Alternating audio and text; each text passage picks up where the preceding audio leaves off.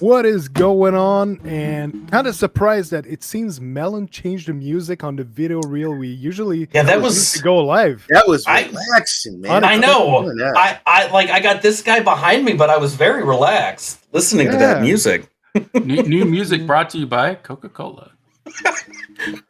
Product placement. What is Um, going on, everyone? Welcome to I got- Cloud Nation TV. We I got got nothing Vet, to advertise. we got Maker of Chaos, we got Ray here, and we will have a special guest coming a bit later. He's having his birthday boy moment.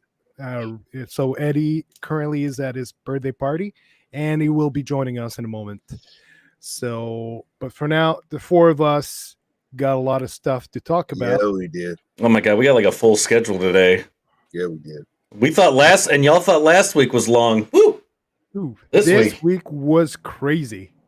Yeah, So- indeed. I had, first of all, Vet was eating wings. My wife got wings. I could smell the wings, right? And Vet was all. And I'm sitting here fucking just sweating and just hungry, But I did eat my wings. Yes, they were cold. I had to heat them up in the microwave, but All right. I eat cold wings. That's how I eat them in the morning. Cold wings and cold pizza. I got to have my wings hot with some sauce. Feel the vibe. So let's go around. Vet, what is going on?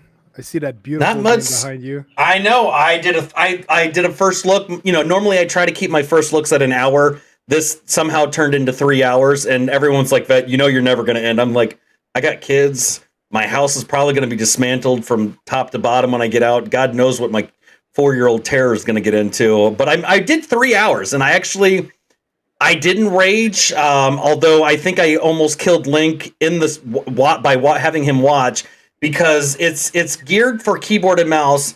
But I used an Xbox controller and found a way of doing that, and he was just he almost had to kill himself a couple of times, I think he said, because he's just like, you can't, no, that's not allowed. So, but I actually enjoyed it. It surprised me more than I thought it would. I mean, so I will dive back into it. Some more. I'll probably do some more streams of that. It was a little bit more fun than I thought it was going to be. Although somebody called me out and said that I looked like Stan's dad from South Park trying to play World of Warcraft. I think that was actually DrSpaceman that said that. Yeah, I said we're going to help you. We're going to get you from Stan's dad playing World of Warcraft to a pro level. And I will say this: I had a lot of people in the chat helping, because I'm like, and I'm sitting here like leaning over my microphone trying to find buttons to move things, and it looked like I was a beginner playing something because the screen was going all over. But I had fun. I died repeatedly. I barely got out of the tutorial mode, and then by the end of the show, I finally made it there. So it ran beautiful. It looked beautiful. I cranked everything to the max graphic settings, and it looked fantastic. That's awesome. And it's a pretty hefty game to run. Like my 2060 kind of struggled with it sometimes. I was getting 29 to 31 for the latency or the ping? Or when they had me hitting I don't know. It took me a minute to figure out what button. I'm hitting Control Z and to pull up the statistics and all that stuff, the stats, and then when I finally figured it out, I was ranging between 29 to 31. Somebody in the chat said they were getting like averaging 15, but and I know that's everybody's going to get a different range with that stuff. Yeah, it all depends on where your servers are. Yeah. Ray, what's up? Man, when I had to rush my kid to school, so I'm sorry I couldn't be on the show, but I did. I was going back and forth to my computer to watch. And when they said New World was on GF, yeah, exactly. That's what he did. We saw you in the chat. I did. There wasn't. I couldn't believe it. I actually went to GFN to load it up. I was playing some. I was killing wolves and wild pigs and running through It was amazing. I actually got up at 3 a.m. to play. Oh my God, Riders Republic, which was just amazing. I played that. I went to try it. Yeah, that was on. I went to try it, but they were patched. I know they had a patch. They were when I saw it, That was an But, all day thing. But I got you know what? You got to give it up to GFN, man. With the ports, they port quick, and the ports are great. I actually dabbed in the settings for New World, and oh my god, man, it was like butter, like butter. I'm still begging my wife, honey, can we do the $9.99? But right now we're at the $4.99 mark. But hey, guys, come on, 3080 RTX, 120 frames per second. We're gonna show you how good it looks, Ray. Holy, you know what, man? If you're on a Mac though, it's 1600p. It's a little higher on the Mac. I mean, but this is what I was telling when I was in an office, and I was telling my coworkers about the cloud, and they laugh. You know, this the cloud, dude. Come on, you people can't even get their hands on a 3080, folks. Some people, I know friends out here that can't afford it. Oh, I can attest to that. I went to Best Buy. I got my 3080, but there was a line out to the sign out on the road of people like trying to get the GPUs, and and that was at 7 a.m. and like I got there probably around 3 or 4 a.m. So I got there a couple hours early and was able to get one. But there's a lot of people that didn't get the GPU that they wanted. And I gotta tip my hat off to GeForce Now for Riders Republic, New World, 3080 RTX. Tip the hat. All right, I'm done. Baker, what's going on with you? And by the way, welcome to the team. Woo! Yeah, I playing New World, playing a few other games. I think on the Xbox side of things, I was just playing Back 4 Blood. I just beat Act 2, so I'm on Act 3, which I think is the final act, which it got hectic. But really enjoying Back 4 Blood, excited for Forza coming up in 2.5 weeks, and Halo in December. So yeah, Lost Vet. Oh, he's coming back. He's coming back. I'm excited. Oh, it's awesome stuff. As for myself, I've been playing a bunch of New World and keeping busy with that game because it's addictive. You really get absorbed in that game. Like you start playing, like you're looking at the time. Oh, shit, it's 1:30 in the morning. You got to wake up early. Yeah, it is. It really sucks you in. So the news about New World coming to GFN is humongous, and also like just that news alone is big because it's the most trending MMORPG right now. It's on the rise. It already surpassed World of Warcraft in terms of daily active players, and I don't know how long it'll take until it catches up to Final Fantasy 14, which is right now the MMO with the most player at the moment. So it's a big game. And knowing that they brought that game over to GFN, it's Amazon games. They got some other games in the work, including Lost Ark. So it opens some very interesting doors. So yeah, we're really excited about that. And the 3080 coming, it's like, come on. We're going to talk about this in a moment. We're going to catch up with the chat. So we got Mr. Paul Bayram.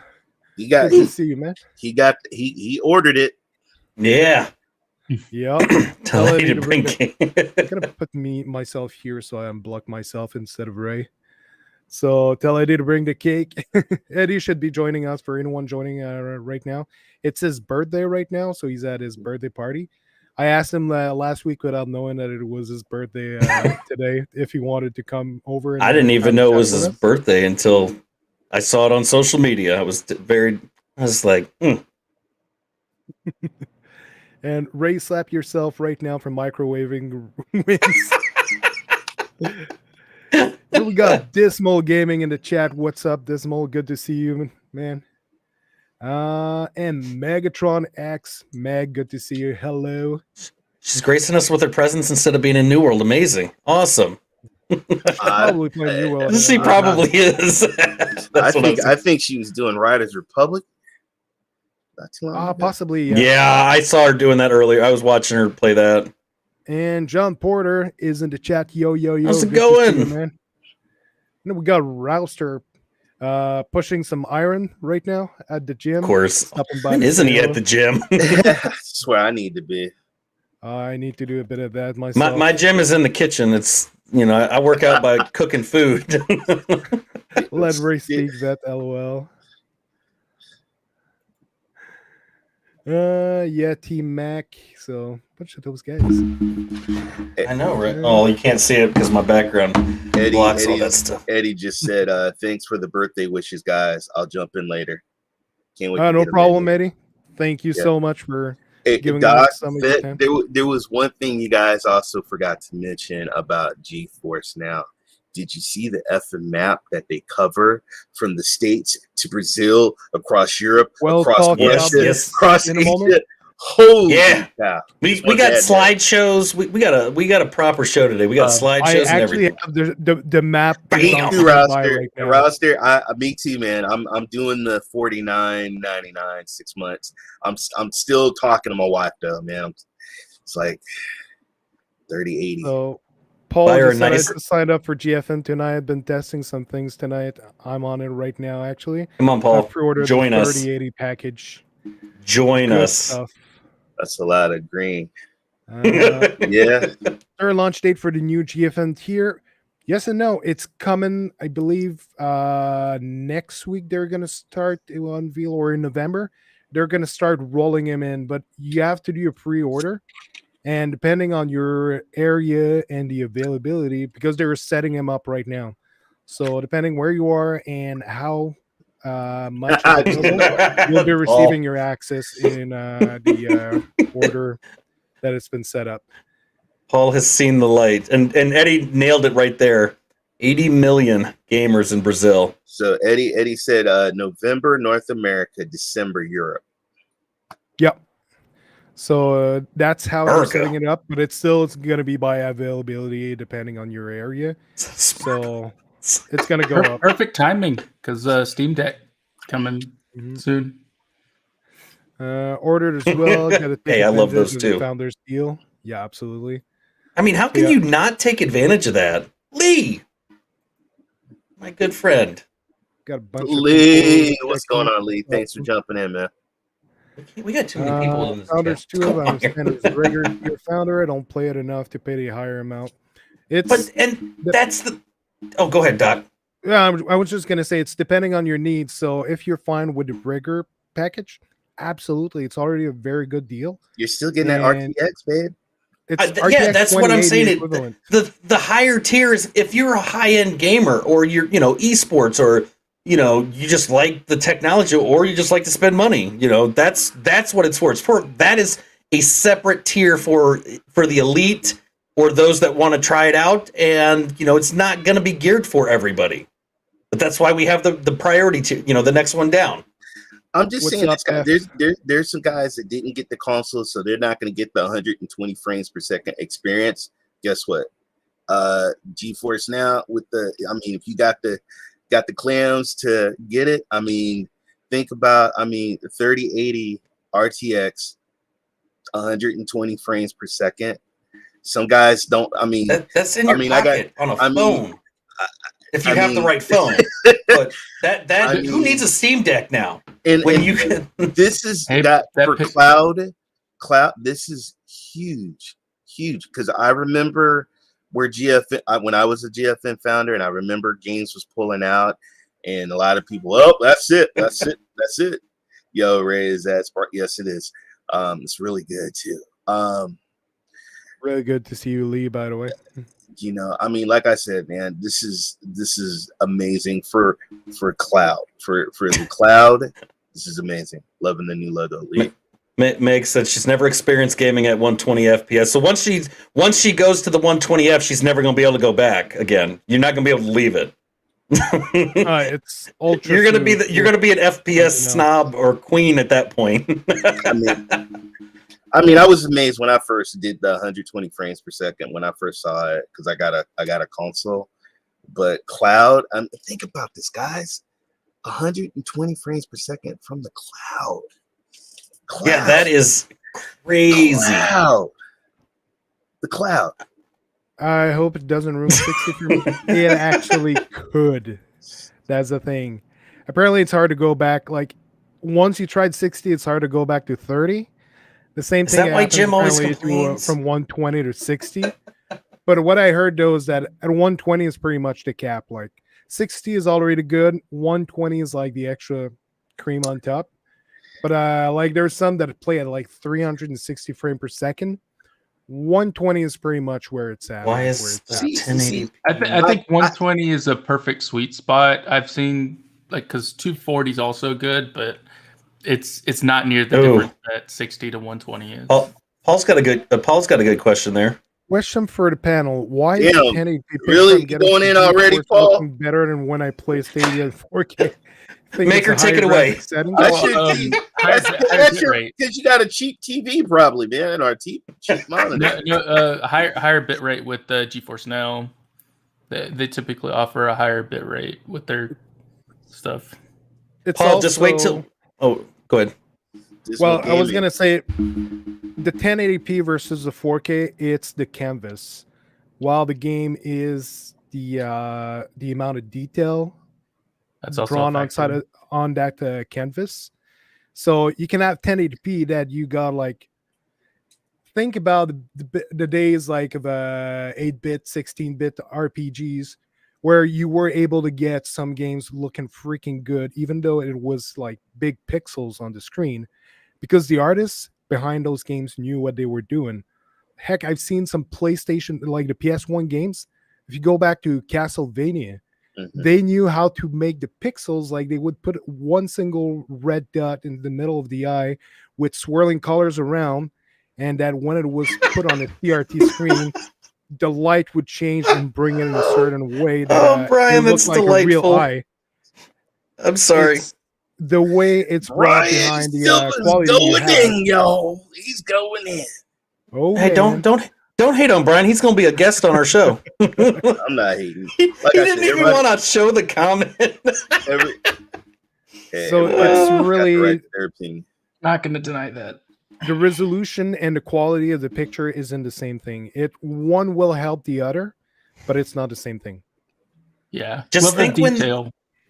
And just think what it's going to look like running on the Shield TV Pro when you get that 4K going. When you start playing certain games. And guys, also if some of you guys have the Google TV, the app, you can also get the app.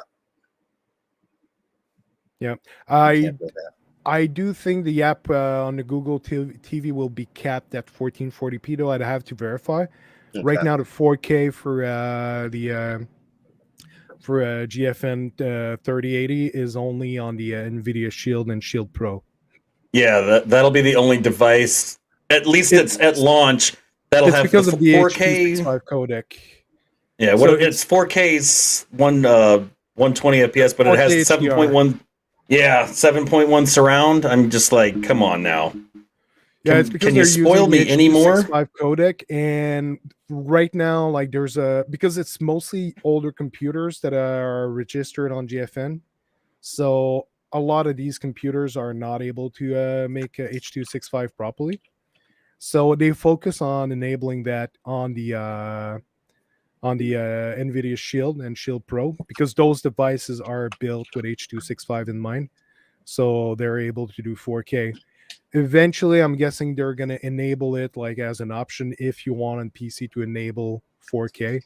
That might happen in the future, but right now, where they're at is 4K is only for the Shield, and you get 1440p, which is the most popular resolution for higher end PC anyway.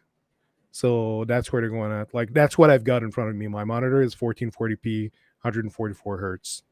So that's the reasoning behind the tech. So you had something you wanted to say that on this? No. Yeah, I think we're good. Okay. enable VP9. Yeah, they're going with H.264. That's the thing. So F is saying I have never seen 120. Looking forward to it. It looks great. It's it's something else. When you try 120 hertz while gaming, it's really pleasant. And we got real certified doctor in the chat. What's up? So Brian De Silva, aka Shadow. It's called devs said fucking gave Stadia low to mid graphic settings, not to be confused with res. Yup. Pretty much. Rouster said I wish I had a 120 hertz display to at least have the option. All my TVs and monitors are 60 hertz, especially TVs. That's what you'll find. Like you rarely see a TV with higher than 60 hertz. You'll find like Motion 120, Motion 240. It's a different tech. It's not the frame rate isn't at that speed. Mostly what it'll do, it'll take 60 frames per second, but at half the frame, it'll shut the image off, or it computes it in a way that your brain isn't seeing the image for longer than basically 120th of a second, and it's removing the image and then putting the next one after the gap, so it looks like the image is going faster. So it's very technical. But most TVs on the market, at least those that are affordable, are still capped at 60 frames per second.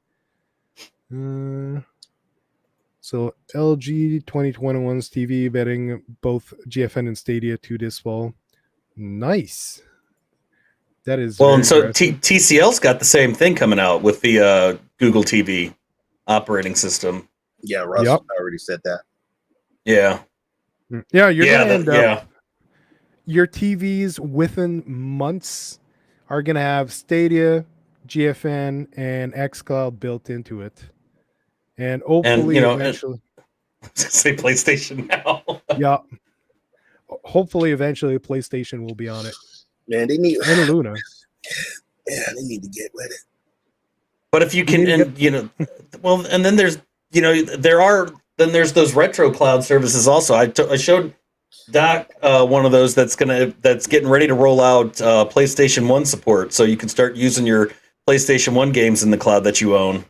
Yeah, that's Pipe Packer. Yeah, I've got some news I was going to bring up about it when we're at a point where we want to start discussing that kind of stuff. I saw that tweet, Brian. Even Amazon said, "What's Luna? Throw it on GFN. GFN is just on top now, and they don't need to postpone weekly updates either." I'm just saying. Oof. Guys, hold on. Before look. I gotta get GeForce. What GeForce Now did is they said checkmate. All right, they said check here. They then put the king, boom, knocked everybody out of the way. Checkmate. They scored really, really big. Now we got to see what these other damn cloud services, man. They got like Luna. Luna is going on what's been their anniversary, 1 year anniversary. Still in beta. Still in closed beta. Yeah. But in Xbox, we know Xbox or xCloud, I should say. xCloud's getting ready to make another move in December. I know. So their next step is going to be December when they enable the xCloud on consoles. So we have to see. We don't know how well it's going to perform across the board. I personally think that the performance is going to jump for everybody. If you're turning it on for all consoles, they've been working on the back end stuff, software wise. Once Xbox gets, go ahead, Maker. I was gonna say if GFN wasn't the king of cloud, they just took that role right here now. I mean, 3080 is a fucking mic drop. Excuse me. Hit that beat. Hit the beat. Hit the beat. Go ahead. We're late night. All right. The 3080 is like a mic drop. Stadia said actually you got to go back. They actually revealed. I mean, I got those in the DLC. I got those super pods in my back. That's why I always have a back cover, not to showcase everything, because my wall is covered with super pods everywhere. I don't even want to know how much that cost them. I don't either. And just the memory, like those Gen 4 SSD and NVMe drives, they're worth a fortune.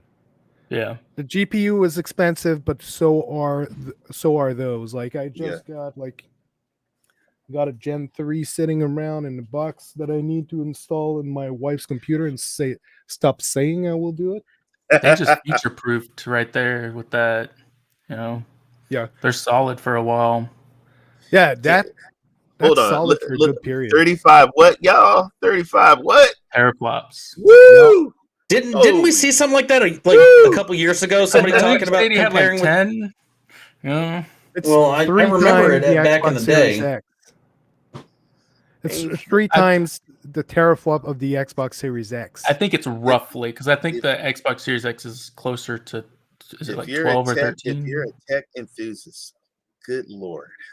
But this is what leading up to this, if you watched all of these articles, there were Forbes magazine, there were a lot of business articles that had been talking about Nvidia and the fact that they are closing in on being evaluated as $1 trillion company, not because of their graphics cards, but a lot of it is coming from, yes, the GPUs, but a lot of it's coming from their GeForce Now cloud gaming. That between that and the graphics stuff that they've got going on behind the scenes, they're closing in on becoming a $1 trillion company, which is amazing. I mean, there's not a lot of those out there. And for Nvidia to be able to do that, basing it off of your gaming side of things, is crazy to me. So next gen is GFN. Yeah, basically. I mean, so what's Stadia 10.7? So GFN is 3 times more powerful. Is it at 10.7? I don't remember what Stadia claimed it to be. Yeah, something like that. But yeah, GFN is going big. And look at that, 16 viewers right now. A lot of people are curious about knowing what's going on here. Well, hello, Eddie. Come on, get in here, man. You know what, though? If you look at it, this is a win for gamers in general. If you really want to break it down, let's come down to the simple fact that we're just us as gamers, we win.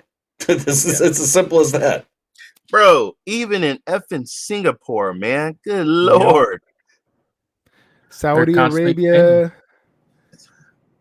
which is Singapore. Wow, I didn't know. I mean, look, even Russia went green. I mean, there's a bunch of them. They don't need to see. Being green is green is the way to go. Apparently, new one being built in Montreal right now should open soon. What the hell did you just say? Green What's is that? what? Green is the way to go. The map don't lie. And I ain't talking about climate green. I mean, money talks, but apparently so does gaming. This is what's going on. Gamers win. And said no need to spend 1 to 3 Gs. We got a plus. We will update hardware when needed. So this map, what is interesting? I want to go back to what Phil Spencer said a while ago. That going into cloud gaming, the next big ones that would be rival to Xbox wouldn't be PlayStation and Nintendo, would be Amazon and Google because of their cloud servers, because they have so many of them. They have such a heavy infrastructure. NVIDIA right now is selling a lot of GPUs around the world. They're in constant demand. They're making tons of money. What are they doing with that? I think Phil got the companies whose the competition companies wrong, because I don't think it's Google or Amazon right at this point. I think he failed to realize, like a lot of people did, that Nvidia is not to. As Brian said, Microsoft forgot Nvidia runs it. Yeah, so we don't find Nvidia chips in any of the current gen console, the Xbox and the PlayStation. They all went with AMD. The current gen console that has NVIDIA chip in it, it's the Switch, the NVIDIA Tegra. So I remember those. Yeah. So yeah, you got the same one in the Shield Pro. That has this old device has a Nintendo Switch chip inside of it. That thing is going to be so powerful shortly. But you look at this map, all those data centers around there, they are owned, like some of them are partnered. Like in South America, you got Abia, who's partnered with Nvidia for that.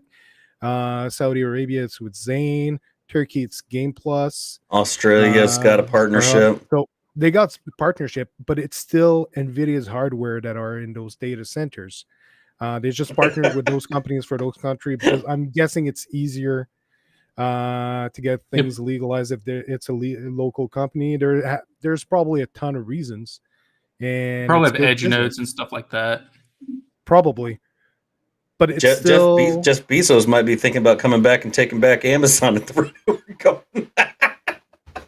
Well, that's what I'm saying. See, that's what I'm saying, guys.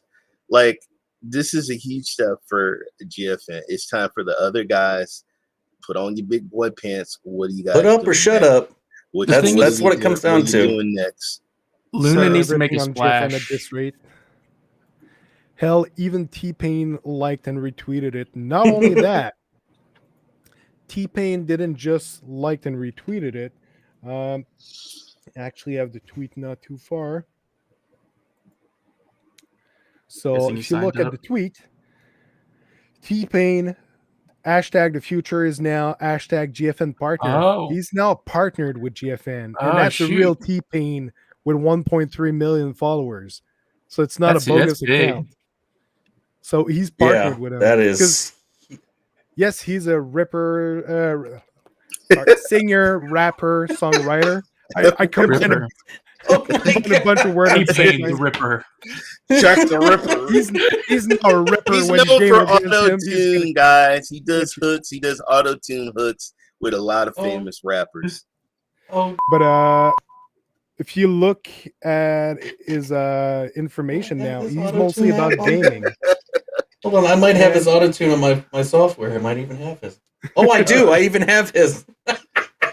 Oh god! Let's just start talking like that. Gaming, and they own both local and cloud-based gaming. And I mean, exactly. Nvidia. I mean, that's when you think gaming. What do you think? Like, I mean, but that's what you think when you talk gaming to people. That the first company you think is Nvidia, and then AMD. But I mean, Nvidia's been around for ever. They know what they're doing when they're coming together with that stuff. Nvidia has been extremely smart in their business for a while. And one of the main factors why they're so big right now is simply because of the NVENC chip. Now, if you don't know what the NVENC chip is, if you've never done content creation, if you've never streamed, within their GPU, they add a encoder that's separate to the chipset. It's included, but it's a separate chip made just so you can stream to YouTube, to Twitch, to whatever site you want. So it's doing the encoding. So if you get an AMD GPU, you actually have to use your resources of your GPU to stream, and it takes a heavy hit. Because of that, a lot of people who use AMD to stream actually uses two different computers, or else their system crashes, or they have to dump down all the stats for their games, and it doesn't look good. If you got NVIDIA, you got an encoder that's within it that helps take out most of the load of streaming while gaming. And because of that, everyone who's streaming, who's got a big name, they all go with NVIDIA because it's so much easier. So when people are looking at those gamers like, what are you using your computer? Oh, I got an NVIDIA RTX 3080. Now everyone wants to buy the NVIDIA GPU because that's what they're using. So it makes a lot of money for them. It put their chips out there. They're now the biggest in the world right now for GPU making. And it's been like that for a while. They've taken the smart decisions. And right now they're investing all of their money inside of those data centers I just showed you a moment ago. That's where... The doc says, I'm with AMD on the CPU market, not the GPU market. Absolutely. A lot of people do that. You don't have to have the same one. You can mix and match. AMD makes excellent CPUs that are more affordable. GPU, especially if you want to make content creation, but also a lot of games are optimized for NVIDIA. they've made strides. You got to get AMD has made strides, but it's not on the level that NVIDIA is at. And I know we've talked, or we've obviously have people that are into cloud gaming. Well, I wanted to say DLSS is huge. What's up, Victor? The AI upscaling with NVIDIA is exceptional. Yeah, that's a big factor. Mm-hmm. As well as performance, obviously.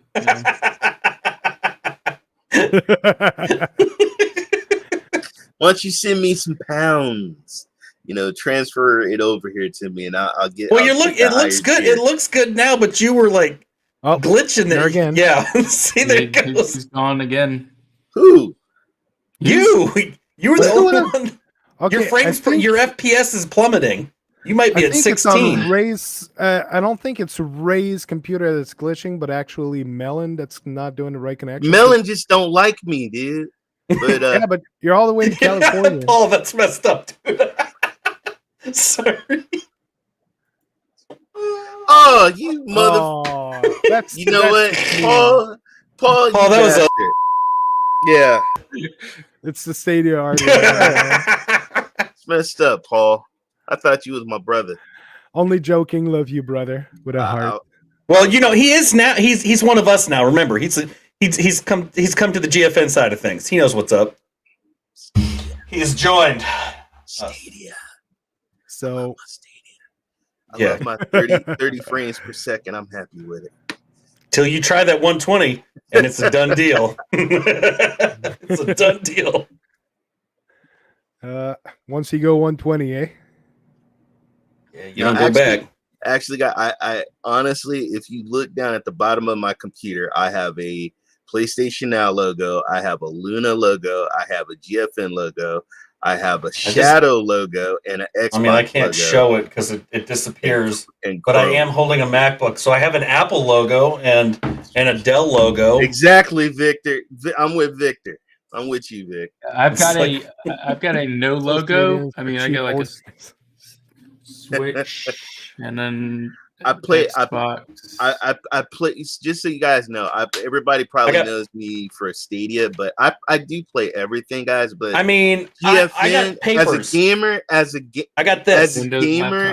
As a gamer, the 3040. The GFN is huge. Oh shit! Oh, wow. Damn, Dismal. Even Dismal's getting on. Oh my damn. Wow. Really? I thought Paul's was bad, but where's the respect? Look. In all reality, though, respect? I've got papers that are probably better than the logos you guys got. Eddie, I got bills. Happy birthday, Eddie. Oh, I ain't. Happy Wait, let me. Happy birthday to you. Oh, Jesus. Happy birthday, dear Eddie. And fuck this Mo and Mr. Paul Bayram. Fuck you guys, motherfuckers. Happy birthday, Eddie. Happy birthday, Eddie, player one. What's going on? Good to see you, man. Good to see you guys as well. How's everybody doing? You bunch of DFN ball suckers. that would be DrSpaceman and Vet. What? I was not. I do everything. Remember? I wasn't bought out. I swear. Because if GFN bought me out, I want to know where my money is. I've still been looking for that shit because I ain't seen it in my bank account. Yeah. So I'm disappointed. Oh, we get another guest? Yes. What's a happy birthday? Awesome. Oh, hey. Want to say hi? Hi. Hi. Don't worry. Vet's friendly. Don't worry. He don't bite. But happy birthday, Eddie. Good to see you. What's going on with you, man? Thank you, guys. Yeah, no, I'm doing fine. I had a good birthday party. Has been a good day in general. Awesome. And yeah, a good gaming day, I guess. Oh, I woke up at week. Very early to play Riders Republic, but Same here. I slept and then I wake up early, but I know that there were people who didn't sleep, aka Ray. Yep. Damn. So between Ray saying Fucking Eddie calling people ball lickers. Shit just got real. LOL. Yeah. Hey, they talking about my pounds, man. I'm sensitive about my weight. I didn't say that. That wasn't me. That was the chat. By the way, Eddie, it's your birthday right now, but it's not the only thing to celebrate about in your life. It was also your first week or second week at your new job. It's my 4th day. Today was my 4th day at Ubisoft Montreal. I would say Montreal, but it is home as of now. I was supposed to go to this. Not supposed, but I was invited. If I wanted, I could go to the studio today, but I passed. Well, next week I'm gonna be going to the studio. Awesome. Nice. It's gonna be nice. But yeah, it has been very good. A lot of things to learn. Yeah, Victor, I'm working at Ubisoft. Let me see. I even using the headphones they sent me here. Nice. Fancy stuff there. Nice. Can we get a close up? Wow. Close up. Ooh. Oh, Wow. Ubisoft. Oh. Nice. And it's And he's out of also not focus. just a little entry level job. You got a pretty kick ass job on top of that. Well, I would pull it. Yeah. Hold on, it was coming back. There we go. There you go. So what is your job again? The title you got? I am titled product manager at Ubisoft Montreal. I am a product manager internally. I don't work at any production level. I work on a studio level. So I am not in any specific game in production, but I am in all games in production. Well, That's awesome. That's a nice secret title, and I know for a fact you're the one that's the consultant for the new Splinter Cell, right? Yeah. To be honest, it's too early that I don't know anything that is going on. Like that's cool. I'm just the first week was very nice. I learned about things on the studio. Like it's interesting. I did a training today about this thing that we just did with Ray that I would need to report and say, this has been harassment. You cannot do this with your colleague. Yeah, we're gonna have to talk after this stream. All big companies make you go through all that training. Yeah. It's a lot. Yeah, I've done similar trainings as when I worked at Johnson & Johnson for 3 years, and as big as Ubisoft, or well, maybe a little bit bigger. Ubisoft is around 18,000 employees. But yeah, it has been a great experience. I cannot wait for the future and learn more. Just the chat is funny. Yeah. Chat's having fun. It's nice. Yeah, dismal, bad, dismal. I'm contracted out for a big company, which is contracted out by the Air Force. So I know all that corporate stuff that they make you go through just before you start. So yeah, the first week so far, I know it's Thursday. Tomorrow is actually going to be the second day, today I had half of a day to go through my actual work stuff. Before it's just internal training. Welcome to the Ubisoft. This is what we have, etc. By the way, I have a tip to share with everybody. If nobody that I can share, if you go on YouTube and search for "Playing Hard," Playing Hard. That's the name of a documentary. It's about a 1 hour and a half documentary. And it's a very interesting. It goes through the whole process of the creation of For Honor. Oh, interesting. I saw that and I loved it. The guy was amazing. Yeah, it is on my watch list. I have to. Year? That one. Yeah. Mm-hmm. So, but the guy, he's kind of gothic. He's got all these like jewelry. He's got the cane and the mustache and everything. But it's amazing how he created that game and how he stuck to it. Yeah, this video has like Spanish subtitles, but the audio is in English. But it was available on Netflix. I think it left Oh, Netflix. Copyrighted. I'll remove the image before we get taken Yeah, there down. you go. That Woo, it I was was about to quick. say, was quick. I don't think it's copyrighted because it's still on YouTube. Anyway, it Um, was it's- available on no, Netflix. no chances. It says at the bottom this video is copyright of Ubisoft. I'm not No, looking for profit. that's a dumb disclaimer that somebody put on a video saying, "No, I put a disclaimer. It is Nothing's gonna happen to It me." is a must. It is a must watch, man, because I watched it and But Ray can talk about it. yeah, it was terrible. Lee. Uh, let's play- So I Eddie, had how started did training Stadia it. get its butt kicked by pre-order tier from GFN? Seems Ubisoft had better training than Activision Blizzard. Oh my god! Lee. Well, to be fair, it is late for Lee, so Love you, Lee. we'll Love cut him that. some slack. Love you, Lee. I'm gonna be right back. Y'all keep talking. Okay, problem, so very quickly about that documentary. If you want to learn about video games creation, etc., they told me that is a documentary you can watch because it goes through. Never before a documentary had so many open doors to shoot from the conception, which is the part that the guy was showing with the rings, to the go live of the video game, and that's about 4 years in develop of a video game. So I didn't watch everything. I watched like the first 3 minutes. I want to watch the whole thing. They mentioned on the training. I won't spoil it. I can imagine it has its ups and downs. On the I've put industry. the link in the chat. There's gonna be some parts you don't cry, dude. There's gonna be some parts where you cry, honestly. I imagine.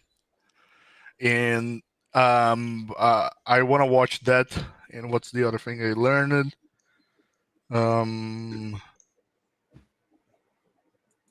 Yeah, no. Basically, that whole documentary, it's something pretty nice if you want to learn about the video game industry. Nice. Yeah, I'll try to take a look at this. Certainly interesting. So right now, you've been pretty much in the orientation over at Ubisoft, throwing around from one ethical training to the other. Yeah. Exactly that for the first week. Next week is actually going to be more hand-on, but yeah, it's pretty nice. It has some working at Ubisoft has some perks regarding games. I'm going to be actually tonight after we Remember, you got good friends here, right? We're just saying. After I finish the participation here, I gotta record of my vlog journal about the experiences. So be on the lookout tomorrow on my YouTube channel for the whole experience of my first week at Ubisoft as well. Awesome. Yeah, it's something I wanted to mention, that you're gonna record how it's going over there. You're gonna share that on your channel. Definitely something interesting to follow. So it's really awesome. Yeah, I'm gonna be sharing details. I cannot share images from inside because I can't. There's that's something I learned today. I cannot shoot anything inside the studio because if you take a selfie, sometimes maybe a monitor appear in the back about a game that has not been announced yet. Yep. And like Star Wars or I don't know. Like today, I saw a trailer on YouTube about a Monopoly game that is launching in December that I haven't seen anything on their internal communications. That's what they put on the Stadia Twitter page today. It was a new Monopoly game, and then there's another game. They just did that about an hour ago. Yeah, I got a lot of traction. Tons of retweets. Not really. It's good stuff. It's really good it's stuff. pretty nice. Yeah, usually those companies I know, like when you visit, they'll tell you not to take pictures, and if you want any, they'll provide it, because especially like they're gonna make sure there's nothing revealing that could actually cost them money to reveal.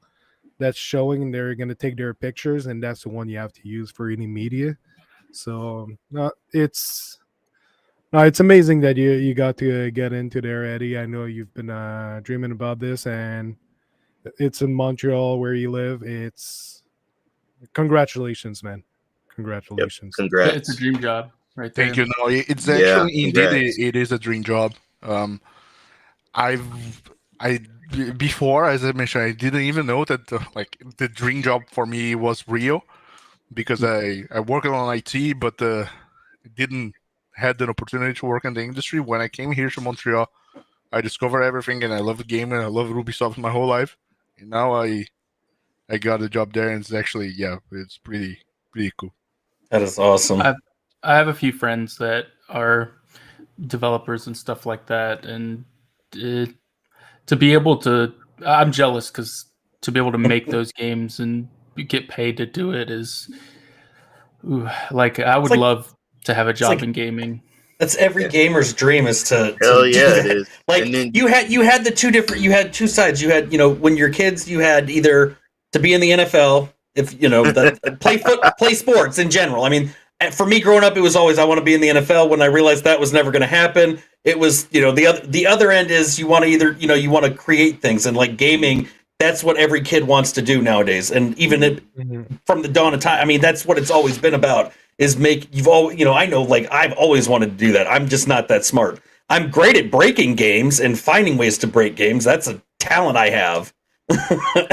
But it's so awesome to see that, Eddie. No, I guess we are all here because somehow we want to be involved with video games. That's why we started creating content, because we love video games and we want to be involved into the industry. And now I got the opportunity. Yep. I thank you very much, guys. I guess I don't want to. I don't know if I'm bragging about it. No, you're not. No, you're good. You're not bragging. You're sharing. Man, cool. We're happy for you, man. Any information that you talking about experience, how you got that's really cool and interesting. And I always love hearing people's experiences. Hell yeah! I had some friends that worked at LucasArts, and they were huge Star Wars, man. I mean, Ubisoft is killing it right now with all their IPs and their games, man. They're amazing companies. So I'd rather hear your stories than Ray's stories about meeting NFL coaches at a jewelry store. This is way more interesting. I would be very interested to learn about those NFL rings. Yeah, I know. Can you imagine Tom Brady comes up like, "Hey, I have a heavy hand." I know. Ray would just be like, Mr. Brady, how's it? His head just looks like Thanos with his gauntlet. He's the GOAT, man, and he's got the wife. That's like or Jordan walking in with just rings everywhere. Like, come on now. You're not bragging, Eddie. Just achieve your dream. And he knows. He got the Brady. Oh. See, I might not be a Patriots fan, but I've always been. Brady is you can't knock just so the you know, greatest of all time. Brady's from California. He's just from San Mateo, Redwood City. You're just jealous. Over here. Your homeboy. He's a homeboy. We call him Giselo. Giselo? Yeah. Because his wife is Giselle, and we call him Giselo. She's tough. You're not bragging, Eddie. You've achieved your dream, and we are all super proud of you. And that's from Cloud Gaming Dad Lee. Thank you very much, Lee. Thank you very much. And yes, Derek, I had a great day today at birthday party, and it wasn't a regular day at work. It's still a very first still work. Yeah, a good PDF day. No, man, Eddie, we like family, man. I remember when you announced, the baby coming. You shared so much with us. We're like family, bro. To you to get that, man. I don't want to get emotional on either shit. I'm gonna be very fast about this. And then we can talk about GFN and without licking balls. That's vet. Just so you know, that's vet and DrSpaceman.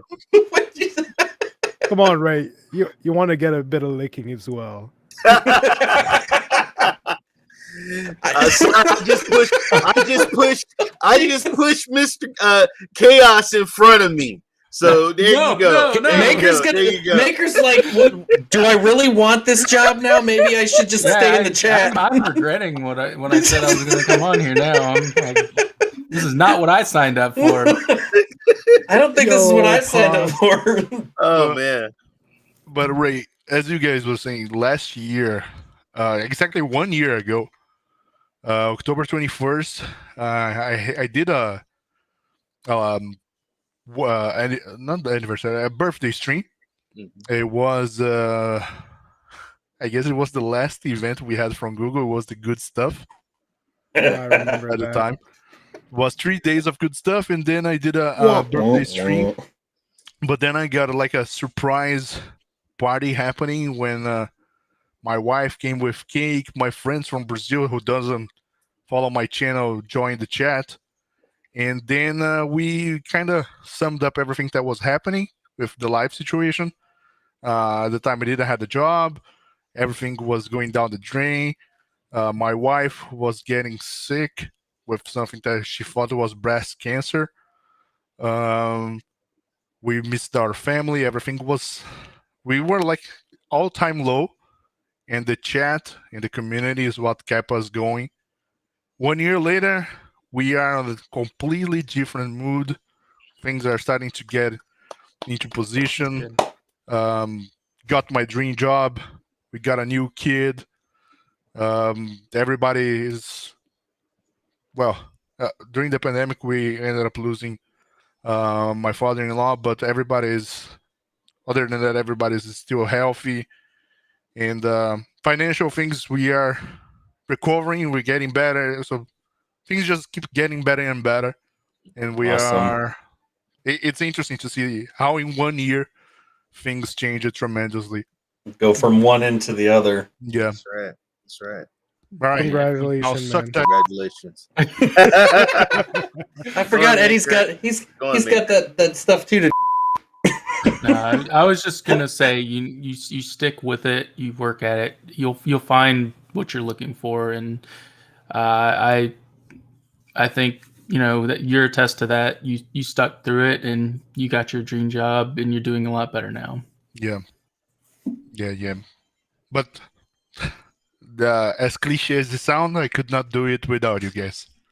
Yeah. Oh. Thanks for sharing, man, and it's really great. Thank you.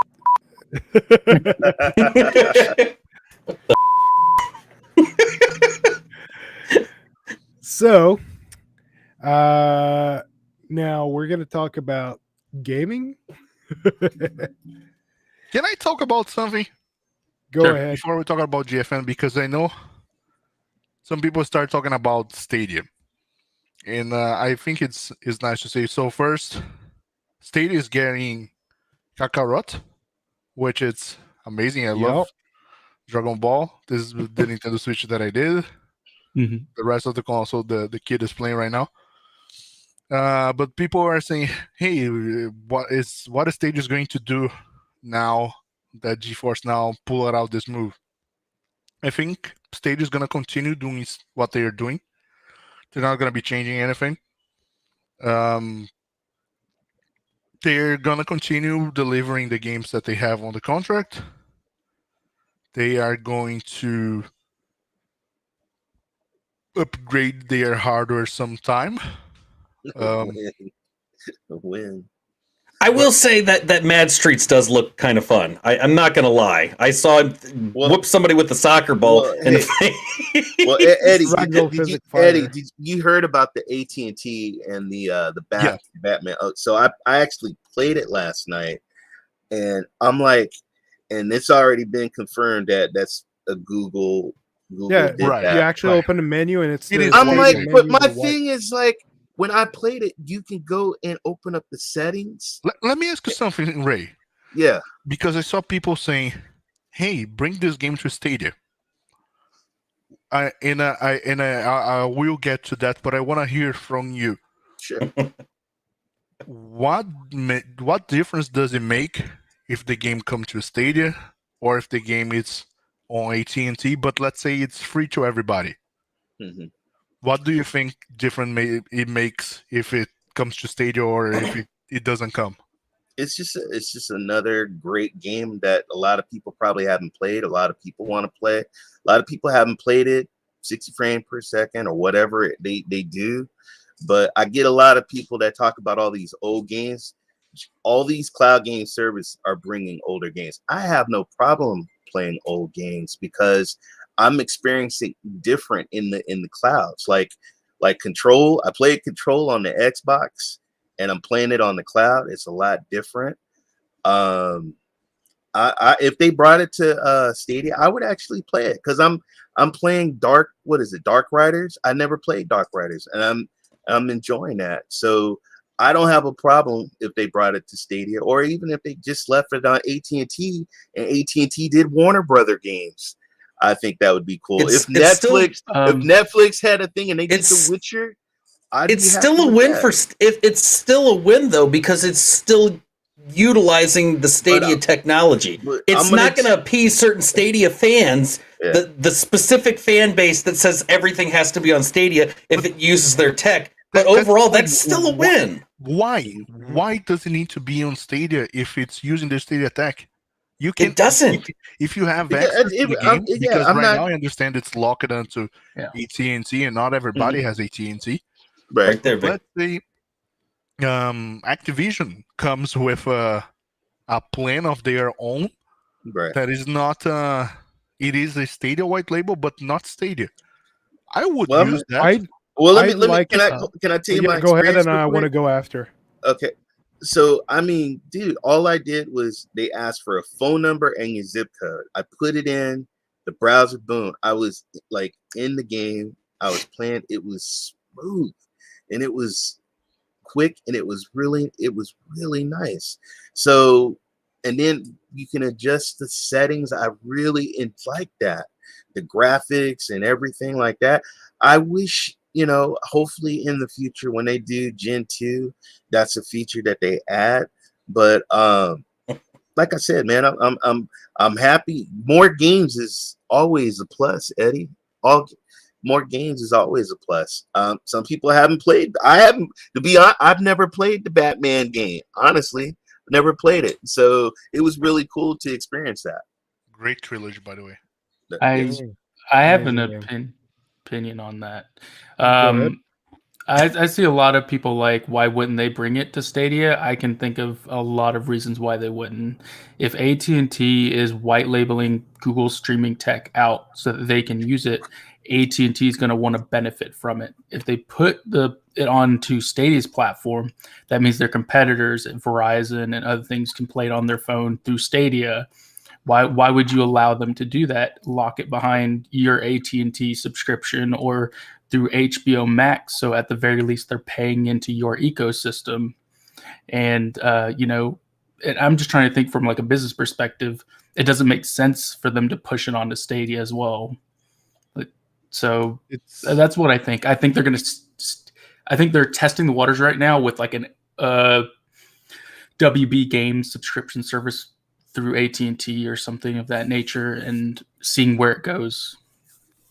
It's especially if you look at the history of the companies, it totally makes sense. AT&T has in the past locked content to their subscribers, which sucks in a way because like Eddie and I, we both live in Canada. That means some of the content we're unable to access. Like we cannot access the AT&T stuff because we don't have AT&T in Canada. So it kind of sucks for code. that. I'll give you my code, DrSpaceman. You can, I'll give you because I actually did that for somebody so they could do, hey, I need to do a video. Can I get your phone number and your zip code? So as long as you don't give it out. But another thing, guys, was the controller worked perfect with the game. It worked perfect. Did you use the Stadia controller? Or? I used the Stadia controller, and it had the same button. Wait, do you use the controller plug it into the USB? Yes, sir. Okay, because you cannot play with the Stadia controller Wi-Fi because it doesn't appear the codes to No, the state. Okay. I even tried to do a capture of Batman, and the capture button didn't work. But as far as the analog sticks and the buttons and fighting and punching, which I did, guys. DrSpaceman, I did put a link, a video, Ace's video he did. I did put that in the chat if you want to play that. Thinking the So, Batman game is AT&T is only a limited thing, won't be there forever. I agree Currently, with that. I think it's like a they're testing It's a waters. trial. It's a Yeah. trial. Yeah. They're testing Yeah. waters. But- It's probably not even the full game. It's just a But to me, that No, it's still the full game with all the DLCs, okay. and they give you like I said, you look at the video, it tells you everything. to me, Yeah. it's a win though for Stadia's tech. I agree with Maker. As from a business standpoint, there's no way that AT&T is going to allow. But why would you not want that to happen? AT&T at the end of the third quarter of 2020, they had, at least in the United States, they're the largest wireless carrier. That's 176.7 million subscribers that would have access to that particular game, or and But hear Potentially. me out. People then are, I think, of course, asking for, hey, this game now needs to be on Stadia. Considering removing the AT&T out of the equation, let's say that this was available to everybody on the same countries that Stadia is available, right? So let's say instead of being AT&T, was Warner Bros. Testing one game. Exactly. Squids. Why would you not be happy with this? Because I wouldn't mind at all just creating a new account on Warner Bros. And using it instead of it being on Stadia. Like I am all about the game. I am a cloud gamer. I don't care that much about the platform. If the game is not available on the platform, I go in the other platforms that the game is available. So go ahead, Maker. I wanted to say, like, for me, I'm really hoping that they bundle this into the HBO Max subscription, because I'm currently a subscriber there. It has a lot of DC comic stuff because Yes. the people that own HBO is Time Warner, and Time Warner's owned by AT&T. So if they push that HBO, like similar to how Netflix is starting streaming games through their service, if HBO Max shifts to streaming games on theirs as well, as kind of competition, I could 100% see that. And it's the IPs they I'll own. need to step out for 10 minutes. I'll be right back. okay. No problem. And so I think that's a win-win for me, because I already enjoy that ecosystem of HBO Max, and it fits well with me, that if I can play the latest Warner Brothers games, like the new Lego games, the new Arkham Knight, or my Harry bad, Potter. Gotham Knights, Suicide Squad, Kill the Justice League, all those games are upcoming and are pretty big titles. If they drop those day and date into HBO Max, it's a compelling subscription service for a lot of people. I could see him doing that too, because of the connection with the DC comics, and you got all of these different things. But I saw Derek in the chat said in chat, T-Mobile should partner with GFN. I don't see that happening. They already did something. Well, it's not going to. That's direct competition from. I'm sure is in the contract that they signed with Google when it came to Stadia, because they did that a while back. They were teaming up with Google with regards to Stadia last year. So you can't tell me that Google was like, oh, here, just partner up with everybody. We don't really give a shit. They're not. I mean, I know that Google. Hold on though. But money talks, because if you told me that Major League Baseball would be an Xbox game, I would have told you hell no. So money talks, but you never know. That's different. That's an exclusivity thing, and we've already seen that's falling apart because EA no longer has an exclusivity on FIFA. That's not going to happen anymore. They've already lost the FIFA exclusivity. It's only a matter of time before NBA 2K, the 2K franchise, loses that exclusive rights to NBA. We know that EA is working on a baseball game to compete with MLB. So they're working on a new MVP baseball. So the days of exclusivity are slim to none. I'm waiting for when Madden loses out on that exclusivity, and it needs to, because that will, God help, they need competition, because they have run that franchise into the ground since ESPN 2K5. Madden's never been the same since ESPN 2K5 came out. They've never been able to handle that. Well, the thing is, a lot of these big companies, or the people that run, NCAA and stuff like that, are realizing that if they open it up to more people and just take a cut from the developers, they'll make more money if they just spread it out. Oh, well, the Google partnership, there was an article that I just pulled up that was from October 4th of this year, but it was T-Mobile, Google have announced they're offering an exclusive plan with 500 gig Google One cloud storage for T-Mobile customers starting October 12th. It's $5 a month. So that's one of the partnerships that it's tied with that, but I don't know if it's going to tie in with, Stadia as well. I know they were offering a couple of months of Stadia for free if you sign up with T-Mobile, but I don't even know. I checked with a few T-Mobile stores and they didn't even know what the hell I was talking about.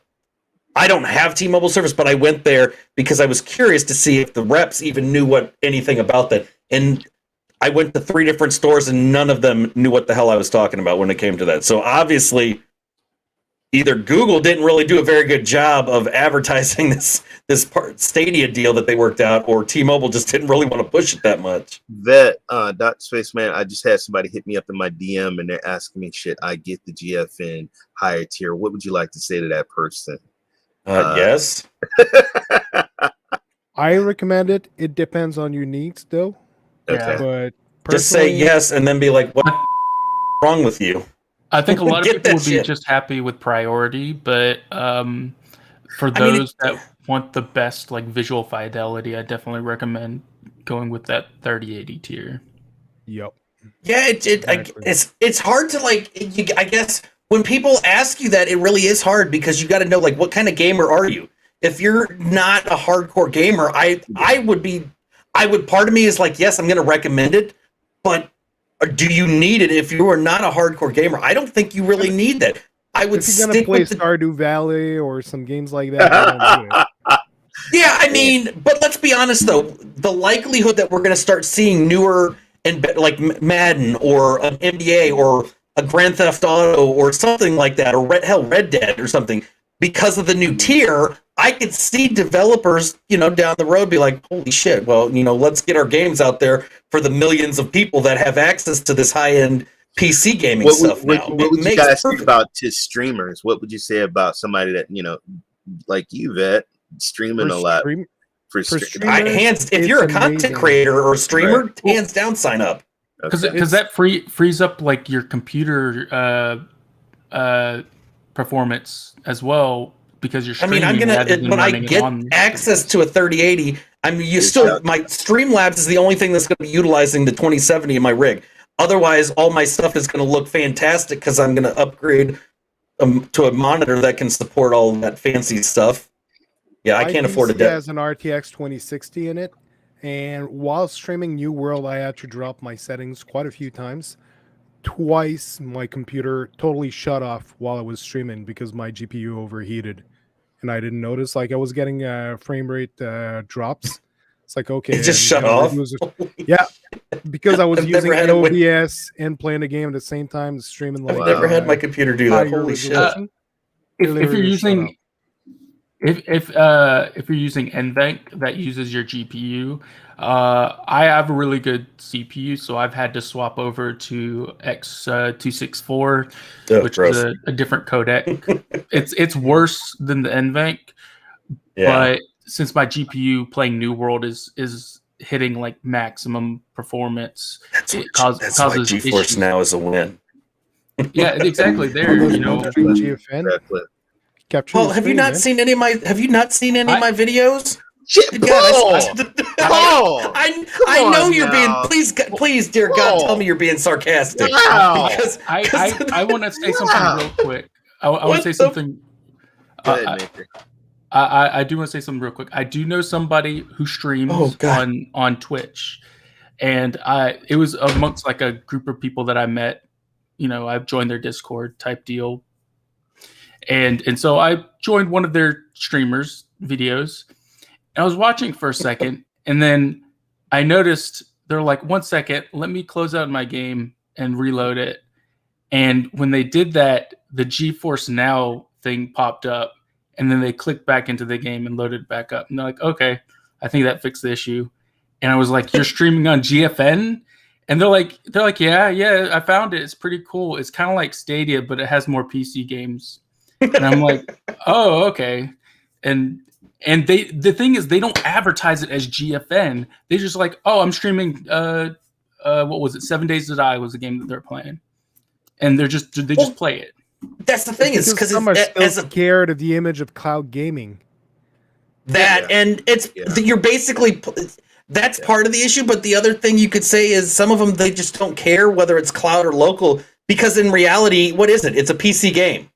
You're not streaming something that's been tailored for like a completely different version like Stadia. We know Stadia is using something completely different from everybody else because, you know, that was the normal, like that's the normal thing to do, I guess, when you're Google. But NVIDIA, you know, GFN, it's PC. Okay, well, whatever. Go away. By using GFN with the new, basically they got something that's right over, actually after. The adaptive sync technology is actually reducing the latency by timing. Basically, there's a frame coming from the server and there's your monitor. And now the system actually times when your monitor refreshes the frame, send the information to the server, and it makes sure that it's well timed together so that by the time the image leaves the server, travels over the internet and comes to your computer, it happens at this split moment your monitor is refreshing a frame so that the frame is as fresh as possible.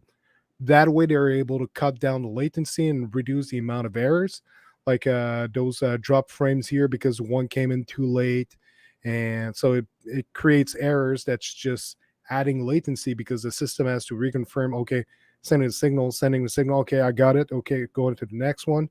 So by doing that, adaptive sync on, which is in the latest update going on, and it's going to be active, if I'm not mistaken, for everyone.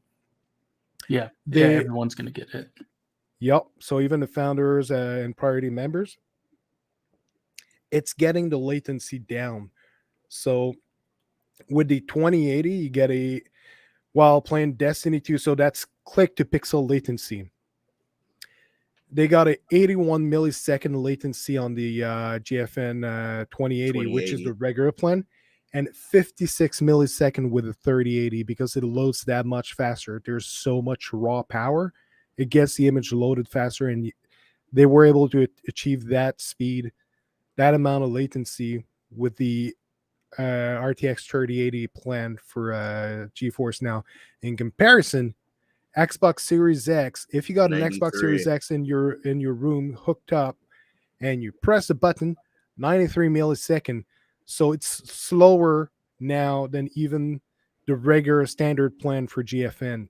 So latency is absolutely no more a question about cloud gaming here.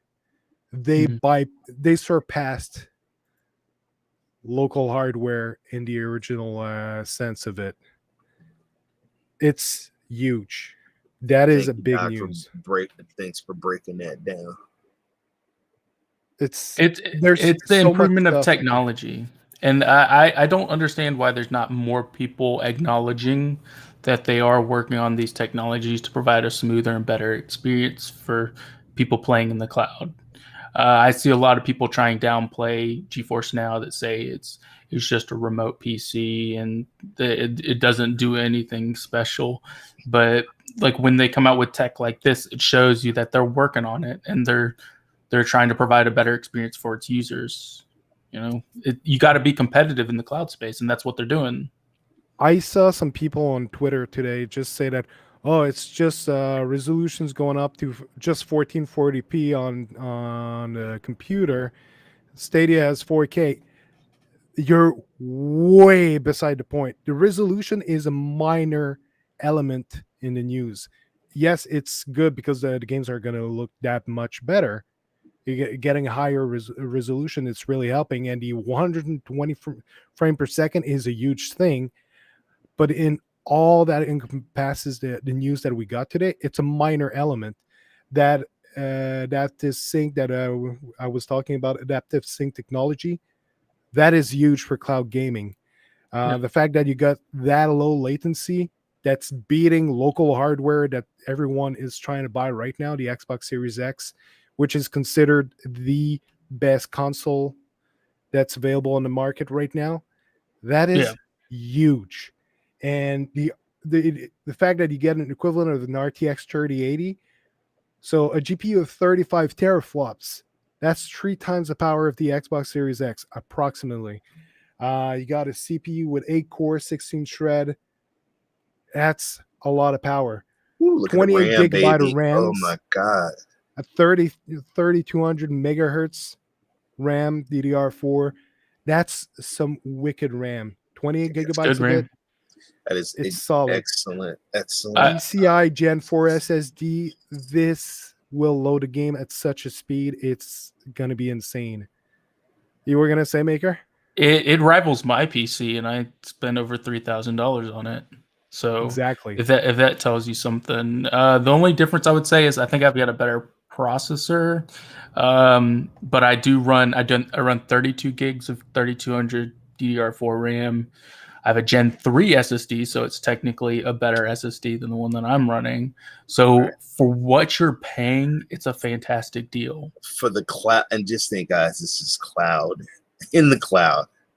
Yeah. You never have to replace your hardware. You don't have to be scared of a game like New World bricking your hardware, because those RTX 3080s, if you got an EVGA card and you loaded a New World, there's a lot of them that were bricked by the game. Yes, EVGA replaced them, but by the time you receive the GPU and everything, even though they were apparently amazing, they sent the GPUs before they received the broken one, on their faith of that the customers would send it. They're still spending quite a few days, if not weeks, without their GPUs. So sorry. I just wanted to mention, you're also not having to worry about driver updates and stuff of that nature.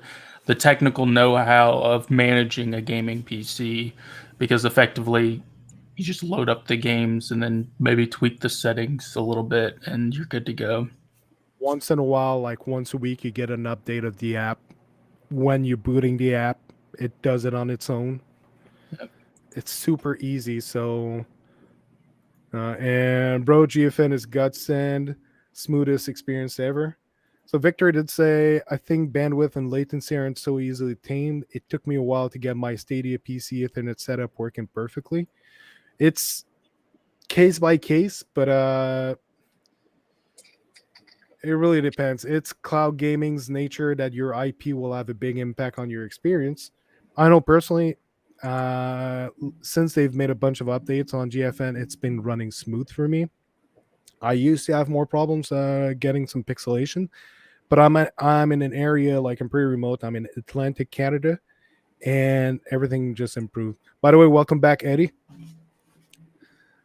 So, and figuring out how to change a MAC address without actually changing it was an interesting challenge. You cannot change the MAC address of a computer. Yeah, no, MAC address is a physical address. Yeah. Yeah. To change your MAC address, you need to change your device motherboard. Yep. Running Ray for me also. Yeah. Does it mean IP address? Probably. There's a way to reset it. But right, depending on your provider, whenever you reset your connection, you're changing your IP. Depending on your provider, because it depends on the DHCP pool as well. Like, because you can set it to provide IP addresses for a certain set. Yeah. Right. So the subject was having a gaming PC on the cloud and the implications of it, right? Excuse me?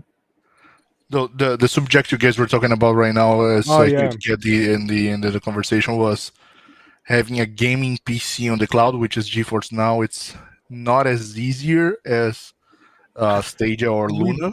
We branched out because we said there's a lot of people that downplayed the announcement that was today that were saying it's just an upgrade in resolution. It's very far from being just an upgrade in resolution. The amount of stuff that they announced today for GFN is humongous. Well, So depending resolution on and how frame your rate is just the tip of the iceberg.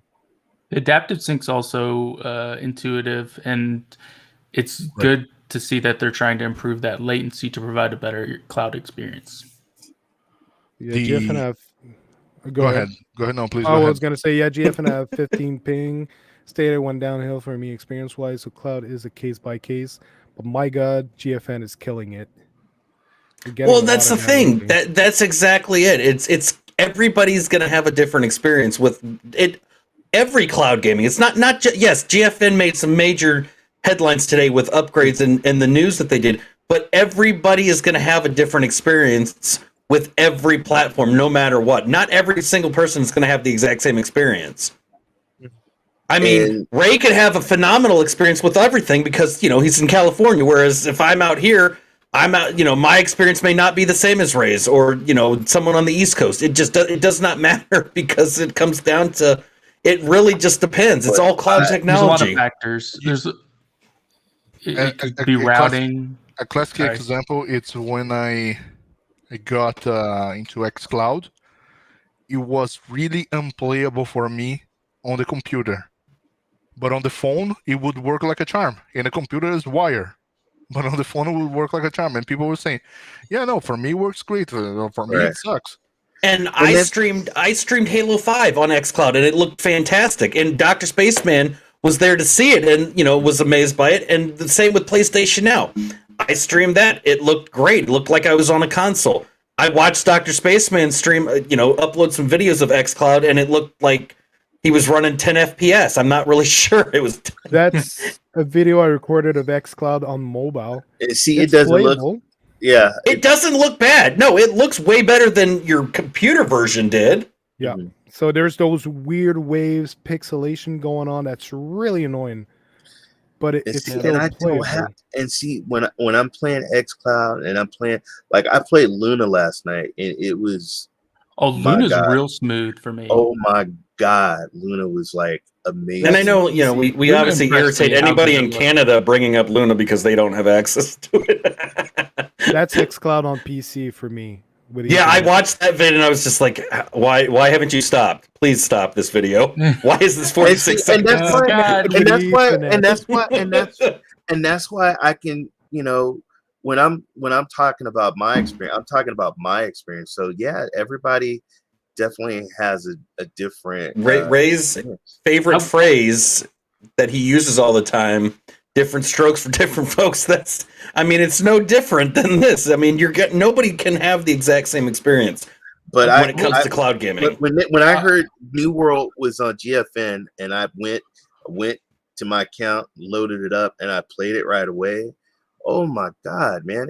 I can see the difference, and I can it's really good. And if you guys can afford it and you want that experience, then then get it.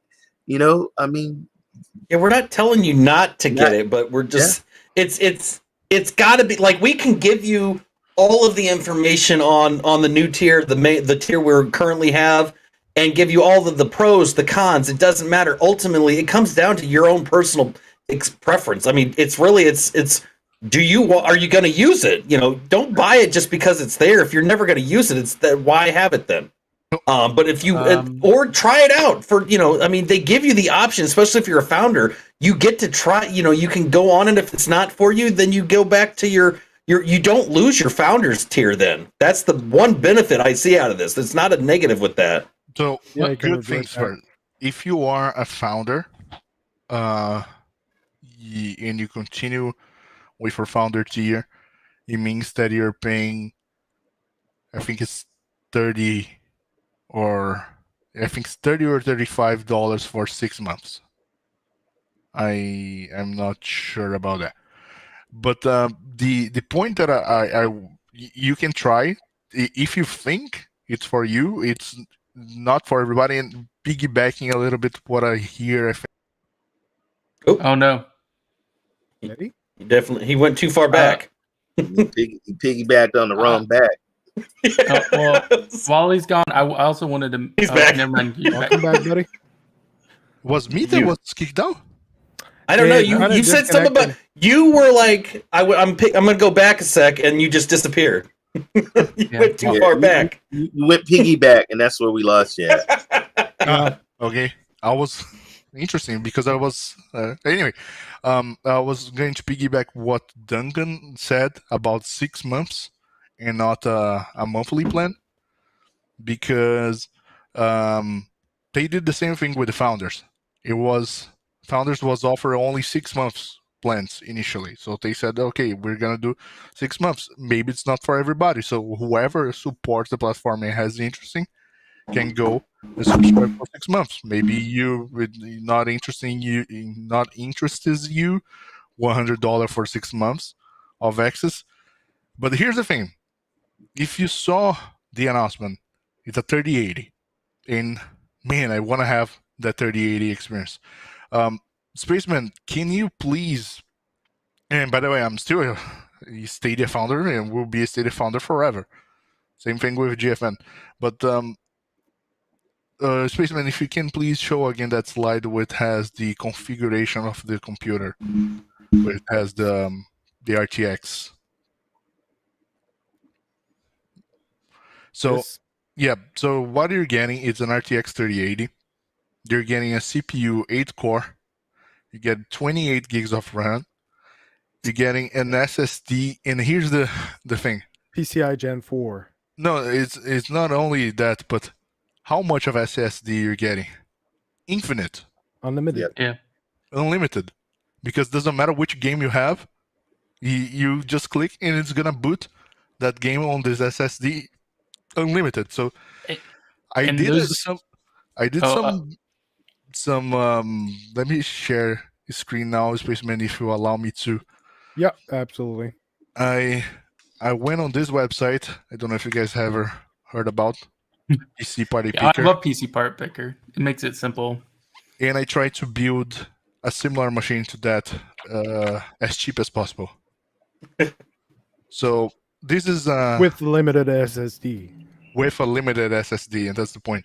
Yeah. This is the 8-core processor, cheapest and brand new that we have. This is the cheapest cooler that we have. This is the cheapest motherboard that we have. This is the cheapest. It's not 28, it's 32 gigs of RAM. This is the cheapest 1 terabyte SSD that compares to that. This is the founder's graphic card that doesn't have a price available because who can get it? Yes, are you sure it's Gen 4 at that price? Yeah. This one, yes, because it's a PCI. PCIe, SSD. but you're because at that price, I'm pretty sure Gen 4 is more expensive than that. This is it's just 1 terabyte. But anyway, it's closer. That's close, I would say. Yeah. Okay. A cheapest tower in a cheapest power supply that you see it's recommended 500. I got a 650. So if we remove the graphics card MSRP, which is $700, we're getting a $900 PC, almost $1,000 PC. Yep. Can I give you my shipping information? So $1,000 plus the 700 of the graphics card, we're totaling $1,700. $1,700 is equivalent to 6 years and a half of GeForce Now on the other plan with unlimited storage. And you went with the cheapest components, so one power outage and your piece is grilled. And yeah, that's facts, man. That's true. But here is the thing as well. I went with the cheapest configuration. I understand. Once you have a PC, the PC it's more than gaming. You can do whatever you want with this PC. It's not only gaming. But still, if you want to round down from the $1,700 to $1,000, if we're building a PC, $1,000 is still 5, no, not 5, but 4 years. It's 4 years of GeForce Now, $1,000. No, 5 years. It's 200. Right. It's $100 every 6 months. Yeah, so $200 per year. 5 years. And you didn't even add the operating system, so you know they're going to charge for Yeah. to put. I mean, unless you already have it, but you still got to add that operating. You still got to add that Windows on there, so you know that. There you go, another $100 if you want Windows. Yeah, and Can I get Linux on that instead? With GFN, you got the insurance that your rig is not going to break within 5 years. Like right now, like GFN was running with the RTX 2080. How long ago were the RTX 2080 launched? I don't 2 know. years ago. Yeah. 2 years ago, if I think. Yeah, Couple years. that's Yeah. what the power of the GFN was. Prior to that, it was lower. So they already did an upgrade to the RTX 2080. Oh Which my is God! Don't the, put your address in there, founder's tier. Derek. That's not even a real address. What are you talking about? Yeah, that's totally a fake address. I hope. I don't know about that. So Somebody Google that. Find out. Google Maps. Show me where it's at. So yeah, you get a rig at the moment with the founders and the priority plan that's only 2 years old. Now we're getting one with a 3080. What is it going to be like 1 year after the 4080s come out? They might do an upgrade. Try Or to even flip if your it's hardware like that. Even if it's in 2 years, and let's say you spent $400 in the last 2 years, the power of this graphic card, man. It's good for like 6 years at least to get some decent, powerful gaming. Yeah. If we compare to consoles, I know PC game is different from console, but comparing to console, the power that this graphic card has today, which is 3 times the most powerful console, which is the Series X, it's going to be a long time until the game's caught up to use all of this powerful beast. So it's 3 times something that's supposed to have a 7-year lifespan.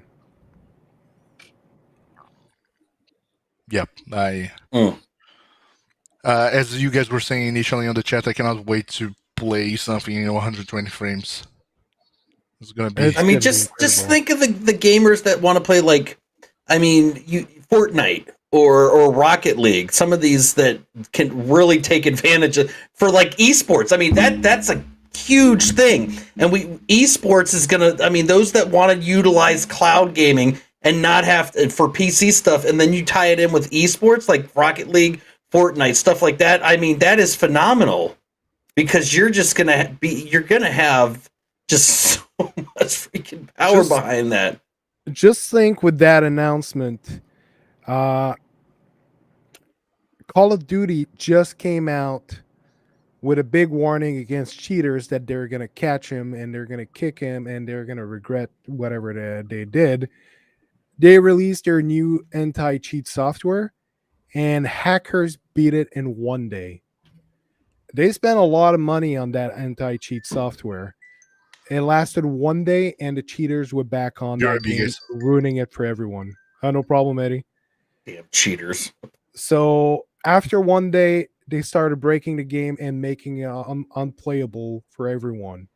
That is totally ridiculous. Now you're looking at cloud gaming. Yes, it is still possible to cheat with cloud gaming. It is a possibility to make a software that scans what's on the screen, the pixels, and does auto adjust. The thing, though, is that you're losing a tremendous amount of capacity to the cheating software. So it's instead of being like something that you're popping and you're shooting everything on the map in just one swat and you got like 8 kills in 2 seconds, it's just helping you like a auto aim. Yeah. So it's a big change. You don't have the game on your machine. You're not able to change the code of the game as you're playing and get those insane stats. Vic said it's up to your ISP. your ISP has a big impact on how well your game streaming will work. I tested my GFN and I get very good performance over here. It's running really well. There, you can actually do a diagnostic of your network to see if you get good performance or not. It's in the settings. Yeah. So is Victor being Captain Buzzkill in the chat? Come on now, Victor. Join us. It's okay to join the green. we got some good stuff over here. I'm telling you. And if you don't want to go, and if you don't, once again, guys, if you don't want to go all the way into the green, they still have another tier that you can experience, try it out, and then free tier. Well, yeah, I mean, if you don't care about new games and you want old stuff, I mean, there's other services for you. Go use some retro cloud gaming. You don't even need. You could still do that in a browser as well. Just saying. Play yourself some Super Mario in the cloud.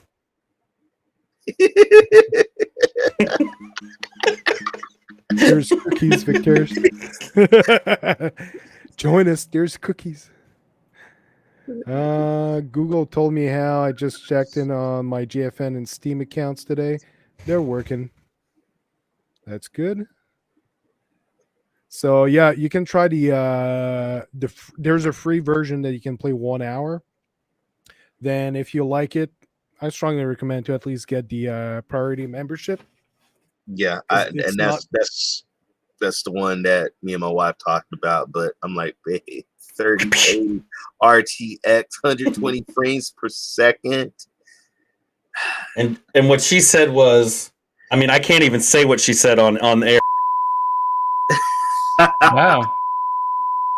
And it was nasty. I didn't know if it was. I got my computer. I got it in 2018, 2019. So shit, most of everything is pretty much obsolete. It's old, and I don't want to spend the money for a new PC. So, damn.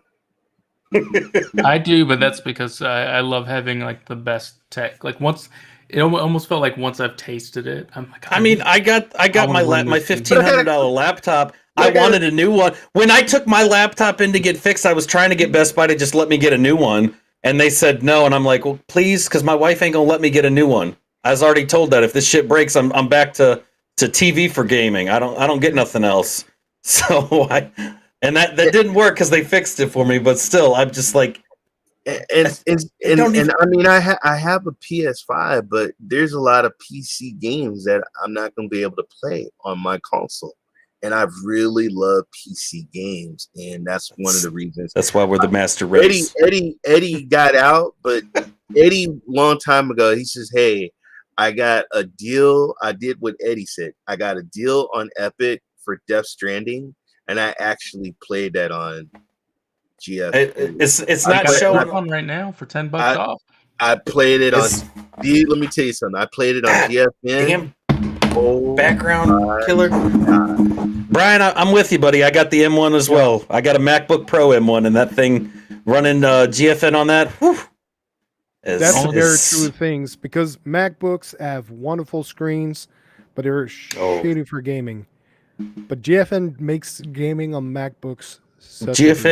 GFN turned my MacBook into something that I have to spend thousands of dollars if I wanted a PC to do, and that is fantastic. Now, if Streamlabs could optimize the fucking software for the M1 processor, it'd be great because I would shift to that to stream. I saw the Razer did their ultra slim laptop. Computer for $17.99. I saw that and I was like, oh my god, dude! And I only want it for gaming. That's actually what I wanted for Christmas. I like my big bulky Dell that has a power supply, literally a full size power supply. I have like a 300 watt power supply to power my laptop. I love G2A CD keys, man. I bought so much stuff. I like this other place I go.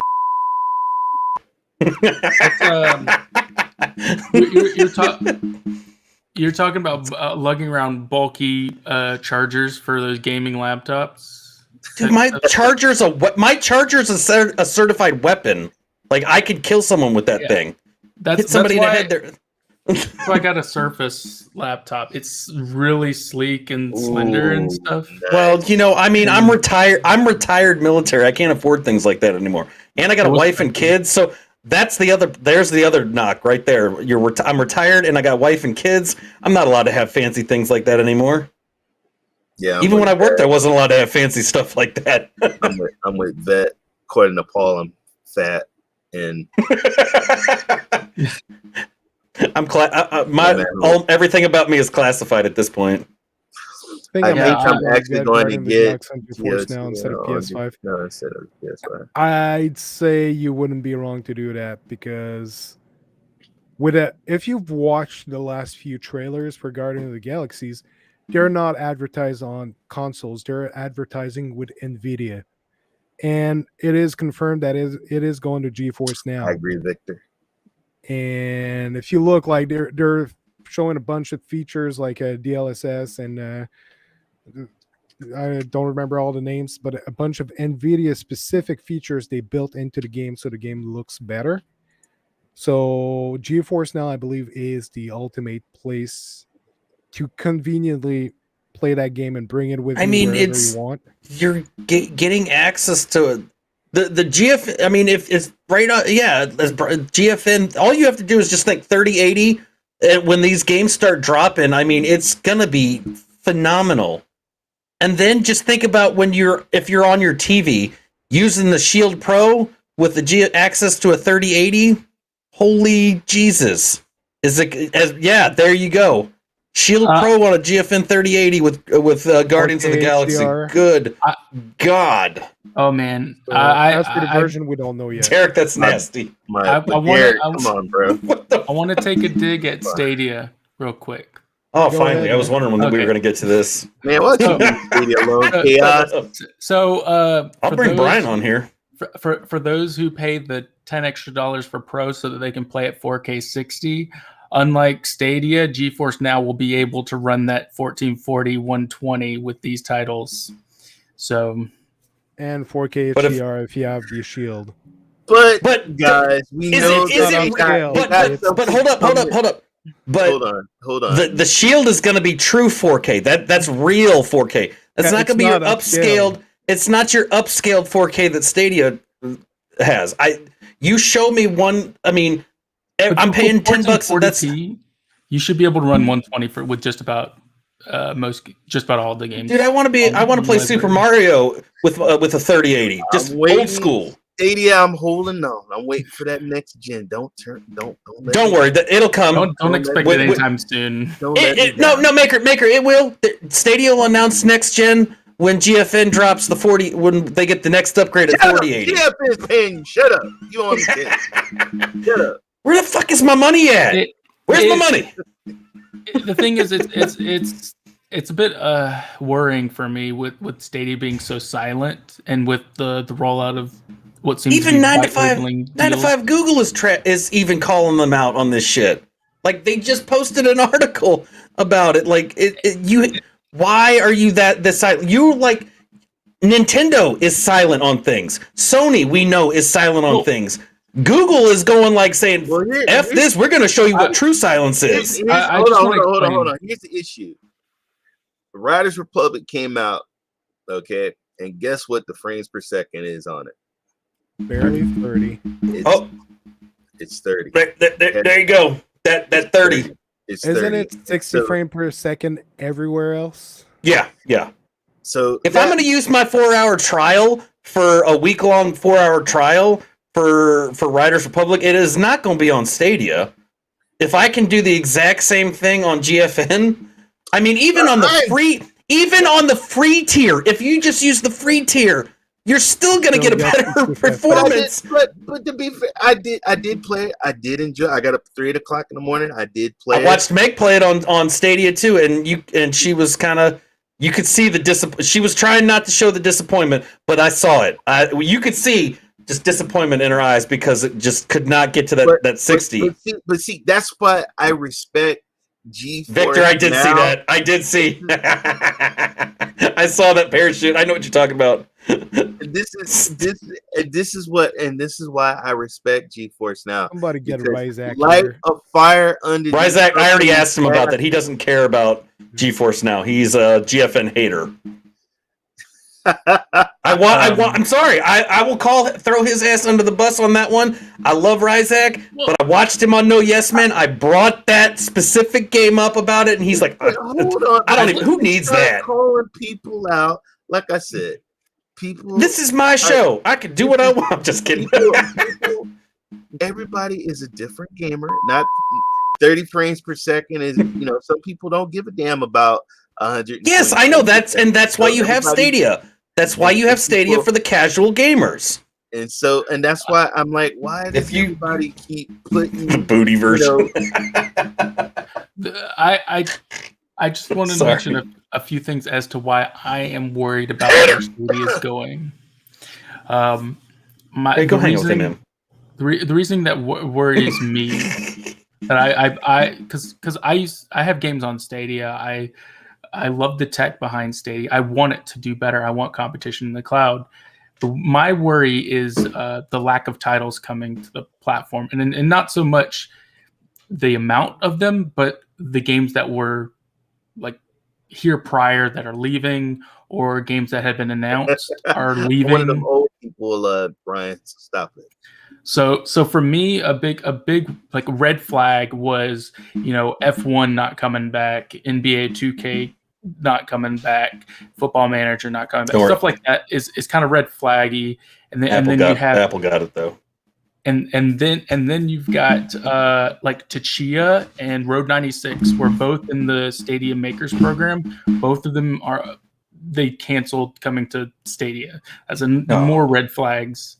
And then another thing is you start to see feature rollouts. Well, features are great. Features are cool. But what are also features good for? Selling it for white label stuff. If you can advertise to a company, I can have this feature on your service that will help promote your service. There you go. And with the official proof that they are doing some white label stuff, to me it seems like Google's more setting up Stadia to sell to other companies rather than to sell to the consumer. When the writing was on the wall when they shut SG&E down that they were going to slowly convert it, and oh god damn, that's a vision I didn't need to read. God damn it, Derek. The writing was on the wall when that shut down. That was the end. I mean, that was at that point. That's when they started to shift to creating it to turning it from a gaming industry company to another business product. It's just another one. It's another one. Not that that's a bad thing. Guess what? Once upon a time. Let me finish. I'm not knocking them though. This is not a bad. For the Stadia fanatics out there, and I know there are those that I could throw the names up, but we all know who they are. They make videos all the time. But for that select group, they're saying that this is not happening. It's not gonna. That would never happen. Google won't do that. It's not a bad thing because the technology is what made Stadia a thing. That we all know that was the best part of Stadia was the technology. Google, that's what they do best, is their tech. Their tech is phenomenal. We know that. Why would you not want that tech to get spread around? It keeps Stadia. I don't give a shit if like Batman, I don't give two shits if it's on Stadia or not. If it's playable via Stadia's technology, that's a win for Google. That's a win for Stadia. Who fucking cares where you can play it? It doesn't have to be on Stadia. No, it doesn't have to be on Stadia. The Stadia fanatics and the select fans they're going to be clamoring. Oh, that we know this is coming to Stadia now because it was made on it. No, get your head out of your ass with that shit. It doesn't matter. It matters where you can play the game. If you are a gamer, you're going to go where your games are going to be able to be played. If you look back at Google's history in the past, they've always been excellent at selling products to corporations. And B2B. They have a spotty record at selling to consumers. They've brought back and removed their mobile. They brought back and removed their mobile line quite a few times. They stopped making their Chromebooks. they make excellent products. Though the Chromebooks that Google made were excellent. The But they Pixel were not Book was selling. phenomenal. Mhm. They gave up on it though. That's the problem. They gave up on the Pixel Book. The Nexus. Because How they're long not after the excellent at selling Nexus? to You had the consumers. Nexus 5X and the 6P. When the 6P had all the issues, they said, "Oh fuck it, we're done with this." They moved on. They came back with the Pixel line because they wanted to, and they've slowly gotten there. You know, they started off strong, and then they're like, let's just gear to the mediocres." You know, Just go in a it'll be- while.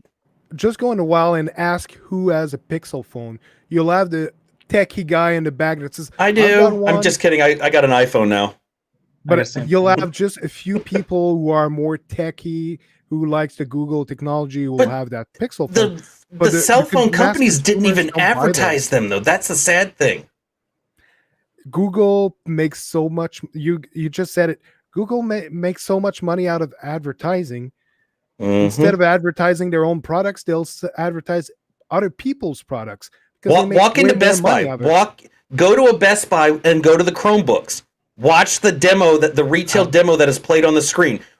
And just tell me if you happen to see Stadia pop up on there, because you're not going to. You may see xCloud, but the number one thing that they advertise on every Google Chromebook or a Chrome OS Chromebook is NVIDIA GeForce Now. Not one of them advertises Stadia on the Chromebooks, which is that to me that you have got to be somebody within the company has got to be the dumbest idiot alive to work for an advertising company and not advertise their own product on laptops that they help design with the operating system. When you can't even push that to me tells you enough. When you don't even want to advertise Stadia on a Google on a Chromebook, but you're willing to advertise GFN or xCloud. That's because people doing advertising, they need to bring in money, and selling Google's own product is not bringing in money. I mean, For I'm sorry, but I advertising. criticized Stadia for the same thing for Far Cry 6. Did they advertise the Stream Connect? Of course not. No, they didn't. Oh, maybe they did. It wasn't in the fine print on the blog or something like that, I think, at the very bottom. But still, seriously. Are you The guys thing done? is, Are you done? I'm good. I just wanted to say, like to say Google's a company, and they're just going to find a way to make money, whether Stadia survives or not. That's going to be up to Google. If white labeling proves more profitable than Stadia, I could easily see them closing Stadia's doors if they're not making any money off of it. I mean, it's the same with what Microsoft did with Mixer. There's no growth with it, and they're like, can it? We're spending too much money on it, and it's not getting the return that or growth that we want. And it's simple as that. And it's gonna be up to whether Stadia can meet those demands. All I know is cloud competition is ramping up. GFN's showing that they're having rapid growth, expanding and doing all these things. xCloud is improving. Netflix is going to be jumping into the game. Google needs to step up if they want to stay competitive, and they only have so long before these other competitors catch up. So I just want to do a quick parallel on this before giving out to you, Ray. Remember what happened when Microsoft bought Bethesda? Google, Stadia shut down SG&E. Now this just happened. They're showing the 3080s going on GFN. Big power moves. We'll have to see what's going to happen with this. Okay. Right. So, thank you. So I remember when everybody was leaving GFN and everybody said GFN is pretty much dead. Didn't give up on GFN because I know a lot of people that work at GFN, and I know, the technology and everything that they do. They make the best graphic cards, the best CP. I mean, all that. And so they stepped up their games. They worked behind the scenes and they did something. All you guys are doing is speculating. There's no facts. We don't know. Just keep it real. You guys, nobody knows what's going to happen. Nobody knows. Don't beat me out. I didn't beep you. So nobody knows what's going to happen.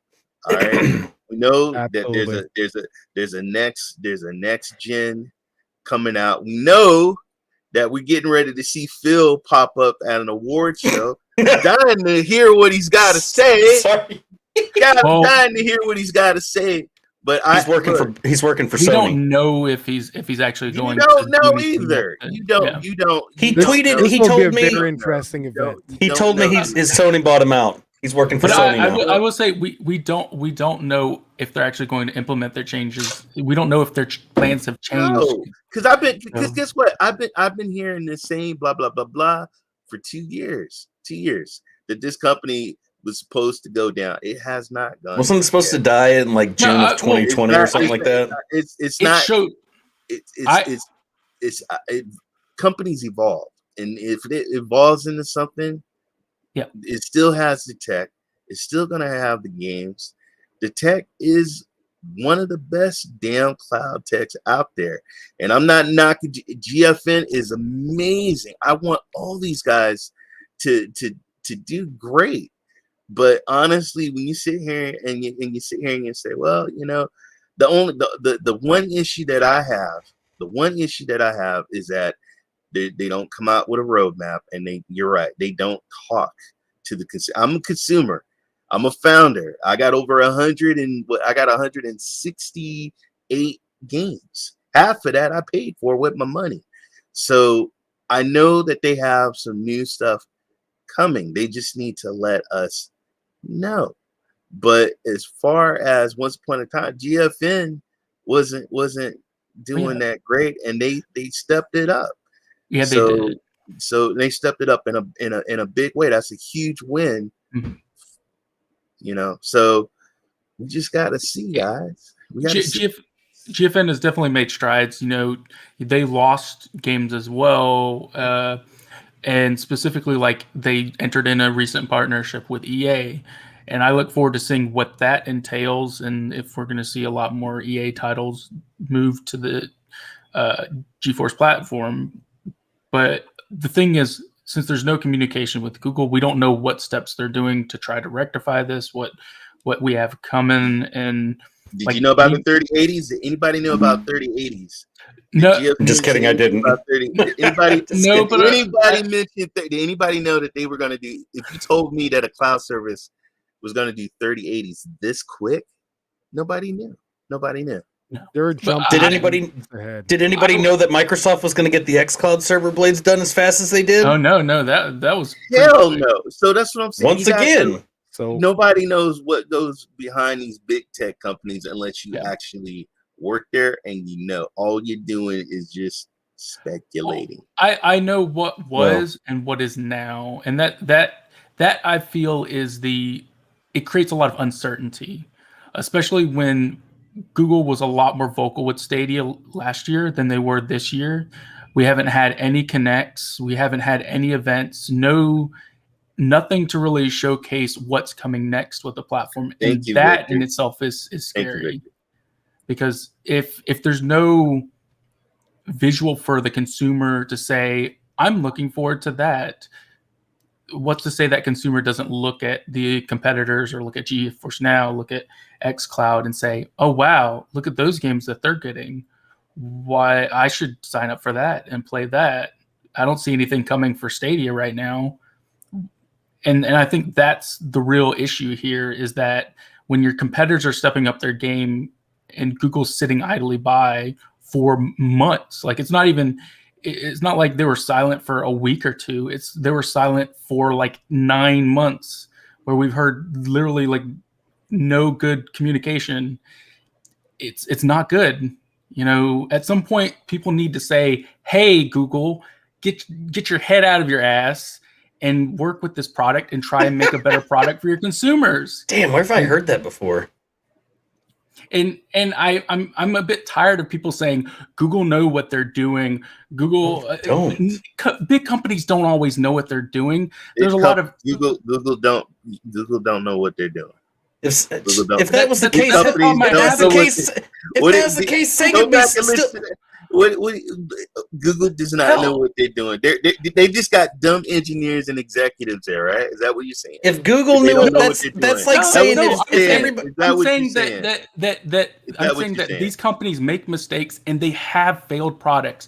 They have failures. Look at Microsoft as of before with Mixer. Like Mixer died a horrible death. Like just because a company is like a Where's my Sega $1 trillion Dreamcast 2? company doesn't mean everything that they're going to do is going to work out okay. You know, we can't automatically assume that because it's Google and that they have really smart minds behind it, that things are going to be good. Sony closed 98.9 Sports. Microsoft closed Microsoft Studios one time when they were making games. They don't trash my 99 Sports. Where are they at? Where are they at now? Where's Sega? Because damn it, I want my Dreamcast too. Well, the thing was, Microsoft then invested a lot more money into the platform. Xbox is now a core part of Microsoft, and they have shifted since then. But right now, we should 100% call out Google for not supporting Stadia. We should 100% be calling out Stadia. If you really love the platform, people need to be more outspoken about this. If you want a better product, talk about it. Just calling back to something I did mention a few times. When they first announced Stadia, one of the first things they did is make Stadia separate to Google and have its own leadership. And the reason they did that is they said themselves, we've never run a gaming company. We know it's a very different business than a tech company like we are. So we want people who are experienced in that business running that company, so they don't have to answer back to us all the time. So we are dealing with them. We are overseeing them, but not macro managing. So they made them separate, but COVID happened and they had to call back Stadia as a branch of Google, branch it back in. And that's where problems started. So saying that Google don't know what they're doing, they admitted it themselves right off the start. So, and there's been company. It's been all these other companies have not done anything. No pros and cons, right? I think every company has their cons. Nobody else has made a mistake. No, but we're holding. But a lot of them correct it or shift. Well, that's the thing. We could. How long are we going to give Google the pass with continue to let them use COVID as a pass as to why they haven't done anything or expanded or upgraded anything? Because we can hold the same standard of Microsoft, yet they clearly didn't give a shit about COVID being an excuse for them to get the Series X blades updated completely. Sony's been working on things in the background. COVID didn't hold them back. GFN had, obviously they were working in the background on this. COVID didn't hold them back either. So why does Google get a pass on upgrading on all of their stuff because of COVID? That's an excuse, and it needs to stop. I'm not giving it as an excuse for that. I'm saying it's what happened, and the way Google restructured it, it screwed Stadia over. Because they stopped all hiring. They had 150 employees at SGNE at that moment. They were planning to be at 3,000 after a year. That's what they announced. Like, we opened this office. There's 150 employees already hired or on the way to be hired within the next weeks. And within 1 year from now, we're planning to have 3,000 people working on this small campus in Montreal. And when COVID happened, Google said, stop hiring in every single department, and that included Stadia. They told them, like, stop all hiring. Right now, we need to focus on COVID and find a solution to bring the business back in order. And eventually, they started rehiring in certain departments. But Stadia meant that very small department that was undermanned. They were hiring, and that process stopped. So that's what broke Stadia at the beginning. Yeah, and I just you need to see growth. Like with Xbox, they failed for Xbox One was a terrible era. People shit on them for not excuse my language for not having any big titles, and like look at them now. They're buying up studios. They're invigorating with money. Look at Psychonauts 2 getting a lot of praise. You're getting Microsoft Flight Sim with a lot of praise. So then is Luna a failure then? You can't judge. Luna needs to hurry up and get the hell out of beta. That's their problem. Also needs to pick it up. Luna, we're not just picking on Stadia. I mean, shit. How long did it take me to stop harassing PlayStation to get their shit together before they started making moves? I said the same thing, and everyone was like, "Oh, Vet, you can't say that about Sony." Get the hell I can. I can say the same about Sony. I can say it about Stadia, and Luna's no different. They need to step it up, or they're going to be at the bottom of the barrel, next door neighbors to Stadia. Luna needs I to get be the more tech works, enticing. but what have they you got almost a year and you're still in a closed beta in just the US. That's ridiculous. You're telling me you have your cloud servers are that shitty that you can't open it up to at least Canada or you know, over to the UK? Come on now, let's be real. They're just fucking lazy. I'm fine with the beta tag. I'm okay with that, but what I want to see is real progress with Luna. They're not showing any though. It's still better than Stadia. It's the same couple of games added every month. It runs great.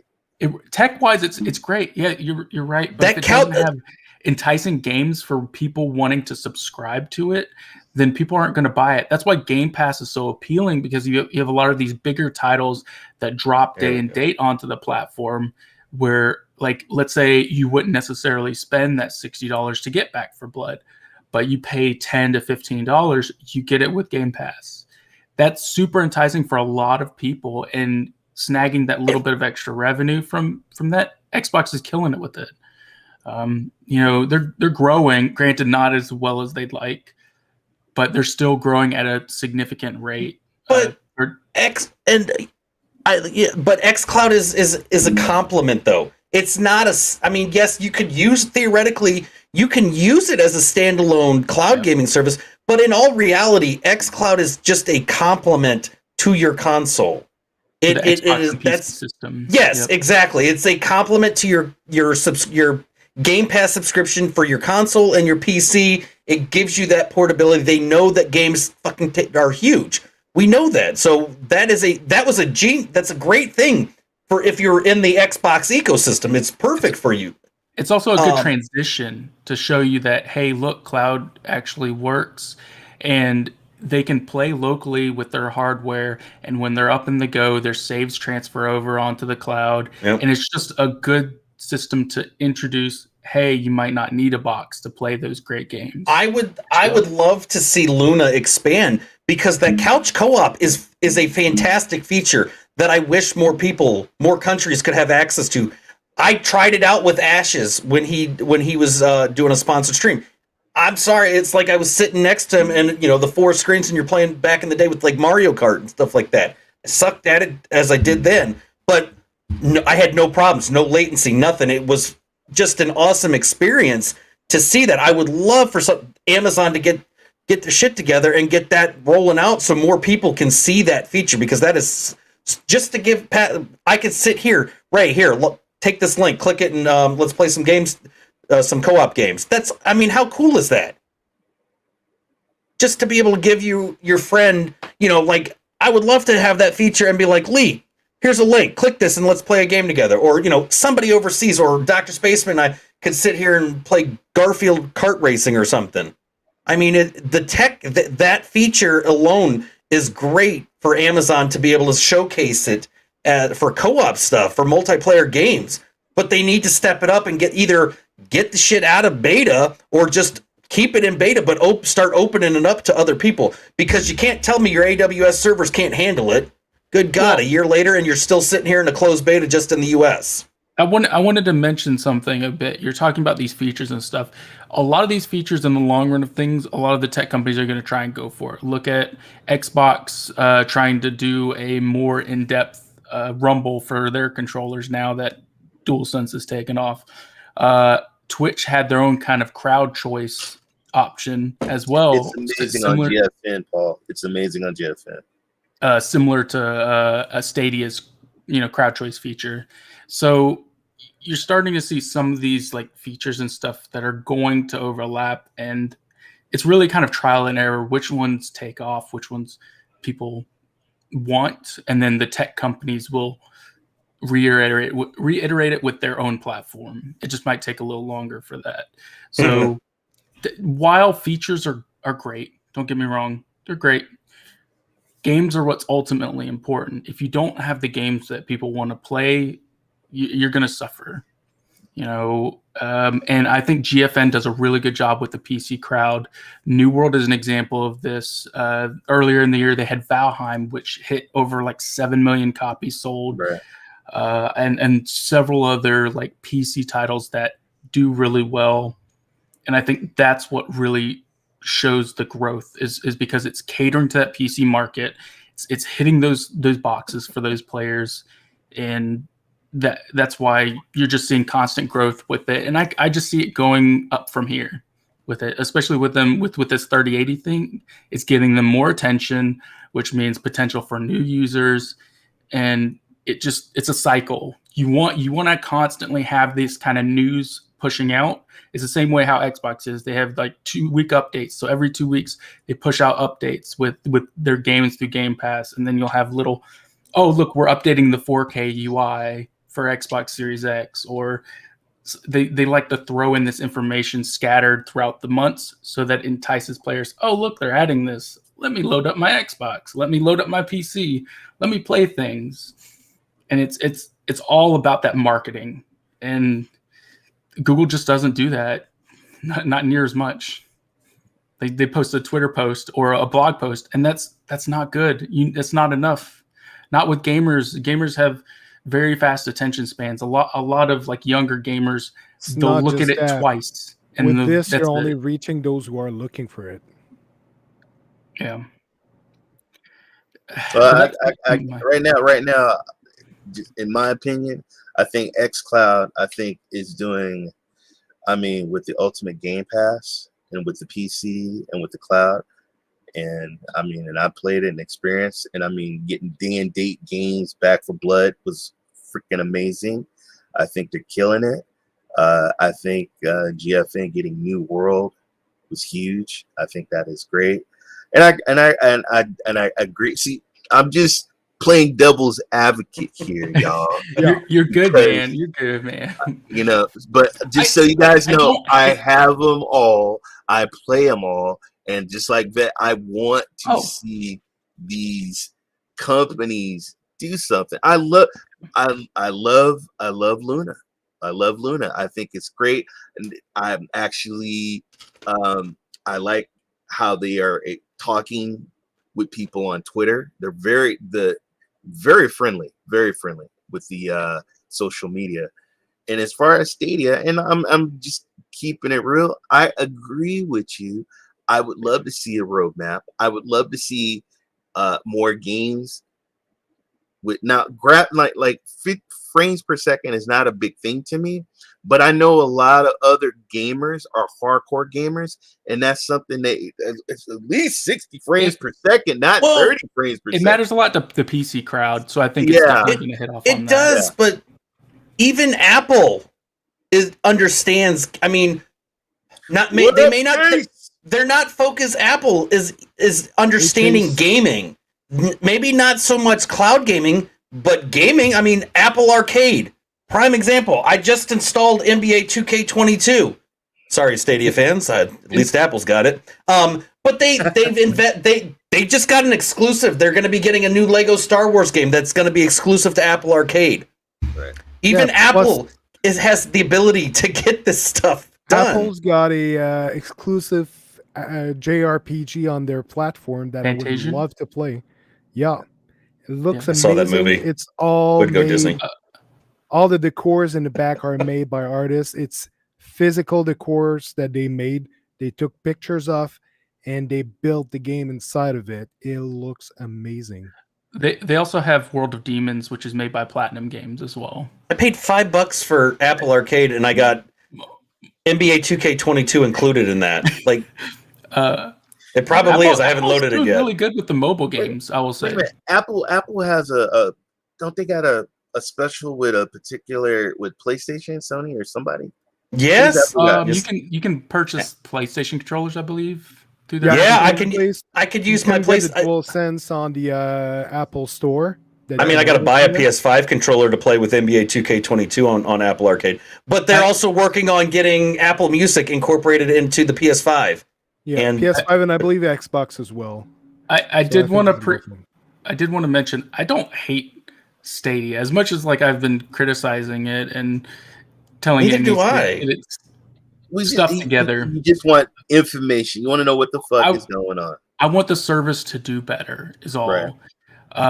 Because I still play Stadia on occasion. A couple weeks ago, I think I've mentioned it prior. I beat the entirety of Grime and Blue Fire a couple weeks back. You can watch the playthrough on I'm still trying to figure it out. I'm still trying to figure out how to beat that game. I really liked Grime. If you go back to the Division 2 was such an amazing port on Stadia. Yeah. And that's another thing is the porting. Like I feel GFN like is porting great. I got to give it up to GFN port. Really good. But when Stadia does improvement. Yes, but Stadia, when they get a port that is done the right way, it looks fantastic. I will say the Division 2 looked fucking fantastic on Stadia. It wasn't my game because I couldn't get in cars and drive around and kill people, but to each their own. But still, that game looked amazing on there. It's when they take the time, but a lot of these companies, they half-ass it, and they don't want to do all the work to get it to look good. The thing is, if you're releasing a game, you have to do the optimization, and you need to hire extra people to optimize for every system if you want to make the release date. As for Stadia, you have to look at the sales numbers. I've heard someone say that they knew someone working at, I believe, EA, I'm not sure the company, and we're looking at sales numbers on Stadia, and was barely making the 4 digits. Eddie's back. Woo! Yo, Eddie. Did you bring us some cake yet, man? I heard there was cake. No. I heard DrSpaceman and Ray said that the cake was going to be at this meeting, so that's the only reason I attended. But if you look back at Valhalla that just got 60 frames per second on Stadia, it took a year. The reason it didn't happen when it came out isn't because the hardware is not able to do it down in the data centers. It's probably because by the time Valhalla was coming out, they prioritized making the graphics look this nice and make it work at 30 FPS, and getting it to work at 60 FPS needed a whole team working on it full time to optimize it to a certain point, which they couldn't afford given their budget they would have had for the Stadia port. So instead, they delivered the game, and whenever there would have been downtime on whatever team, and I'm just speculating, and Eddie might actually get more insight into the future as to how it's happening. But then, if you have any downtime or people are, I think it was due to like SLA, it's like service level agreements, where probably the contract between the publisher and Stadia had set things, and so let's say Ubisoft didn't have enough time to port it fully to get that 60 FPS mode. They would do everything in their power to meet the set requirements and then push it out. And that's the only thing I can think of, and that's why you're seeing. Does anybody know if Resident Evil 8 is 60 FPS on Stadia? I think it is. I don't know. I'm going to veer away from Stadia real quick, but it still ties in because we're talking like if you're investing in the platform, which Google apparently doesn't seem to really focus on right now. Even like, and I shared this with DrSpaceman a while back. Even like PiePacker, which is a retro cloud gaming service, even they're getting investments. They just received a $12 million investment package today. Well, hey, I love that will include that retro. It will, and they've just secured several partnerships. They haven't announced any of that as of yet, but I mean that's for retro games. That's basically retro that's built for the cloud. They've got specific ones that are just cloud-based retro style, but they've got PlayStation games on there, Sega, Super Nintendo, Game Boy. All of the old school stuff is available via your browser, Edge or Chrome. It is, and they just secured $12 million, and they're getting ready to roll out PlayStation 1 capabilities, so you can just start popping your PlayStation 1 games in your computer or however you can get it available that way, and start loading them up in the cloud. And then if it's a multiplayer game, you can play that with your friends in the cloud. So if you want to play, I don't know, some old school wrestling or something, they're right there. That's a phenomenal service to have access. And the best part of it is the the BYO bring your own device games thing. If you, I guess I could have logged in. How does that work?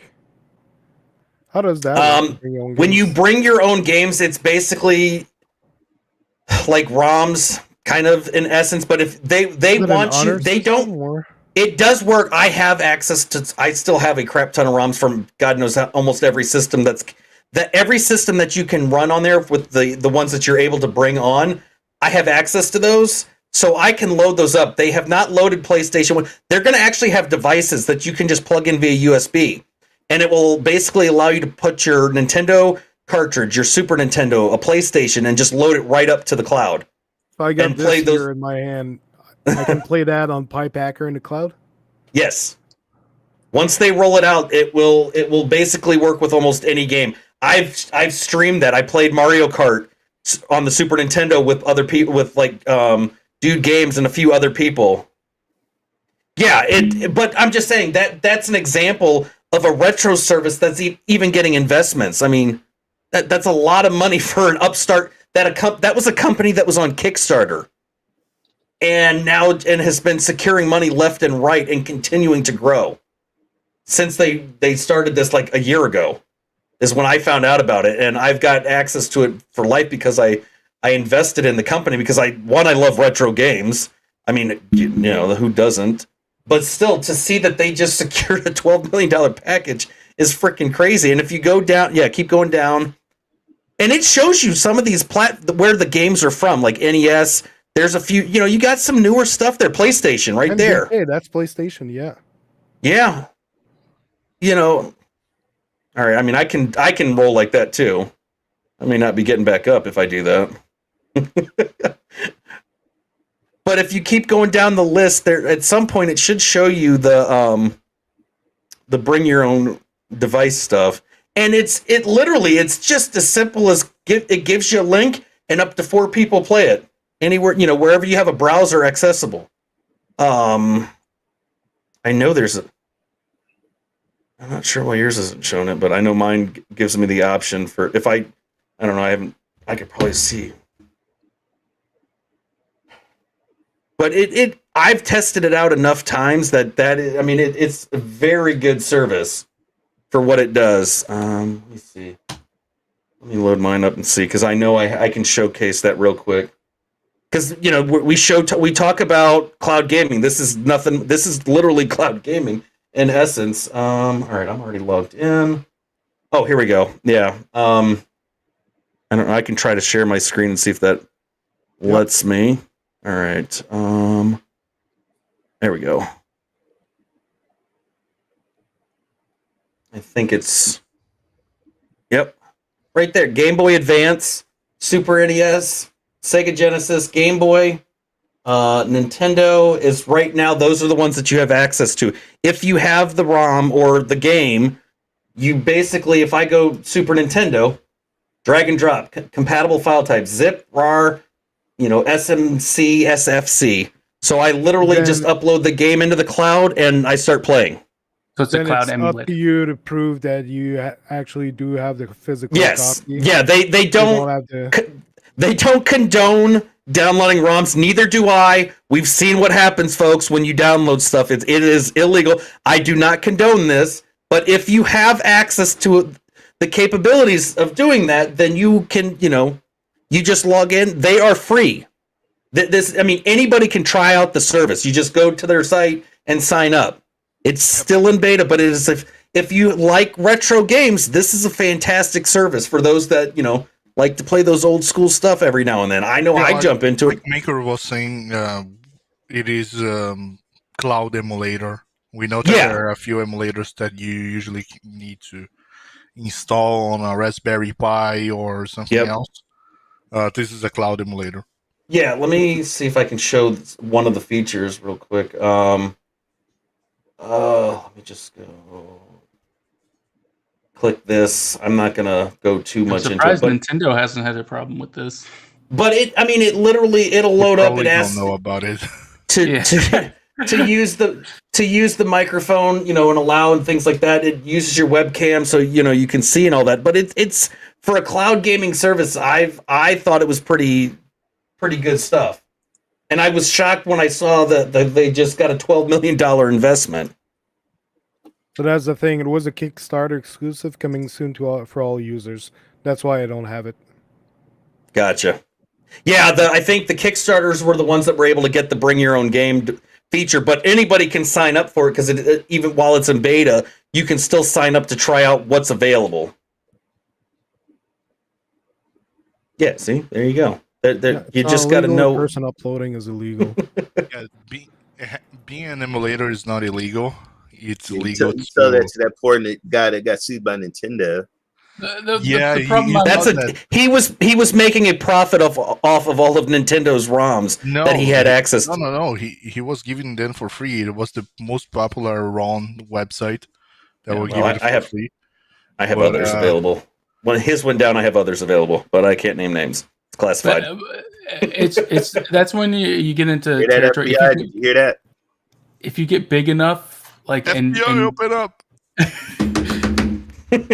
I could definitely see some of Nintendo's first party stuff get taken down from the site and stuff like that if it gets big enough and Nintendo is aware of it.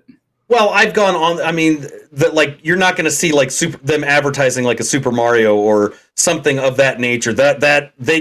Some of those the games that I've seen on there that I've gone through the list, I've never heard of. A lot of them because they're just these companies, they're greedy though. Like look at Sony with the D brand stuff. It was their own custom plates. And who's is it one guy or a bunch of guys that made this? Is it a group or? Oh my god, I can't remember. It was no, because I actually showed you this when I signed up for it, Ray. Because he's gonna go to jail and they're gonna call him Pie Packer. Yep. I'll show you how to pack a pie. Hold on, let me get my Xbox controller. Doc, send me a link. I'll jump in and join you. And send me an invite. Yeah, that code there. That's literally all you have to do. Put that in. Like if you wanted to do to play with the community, you could. If it was a co-op game, you copy that link, you put it in the chat. Someone clicks on it, and boom, they join in.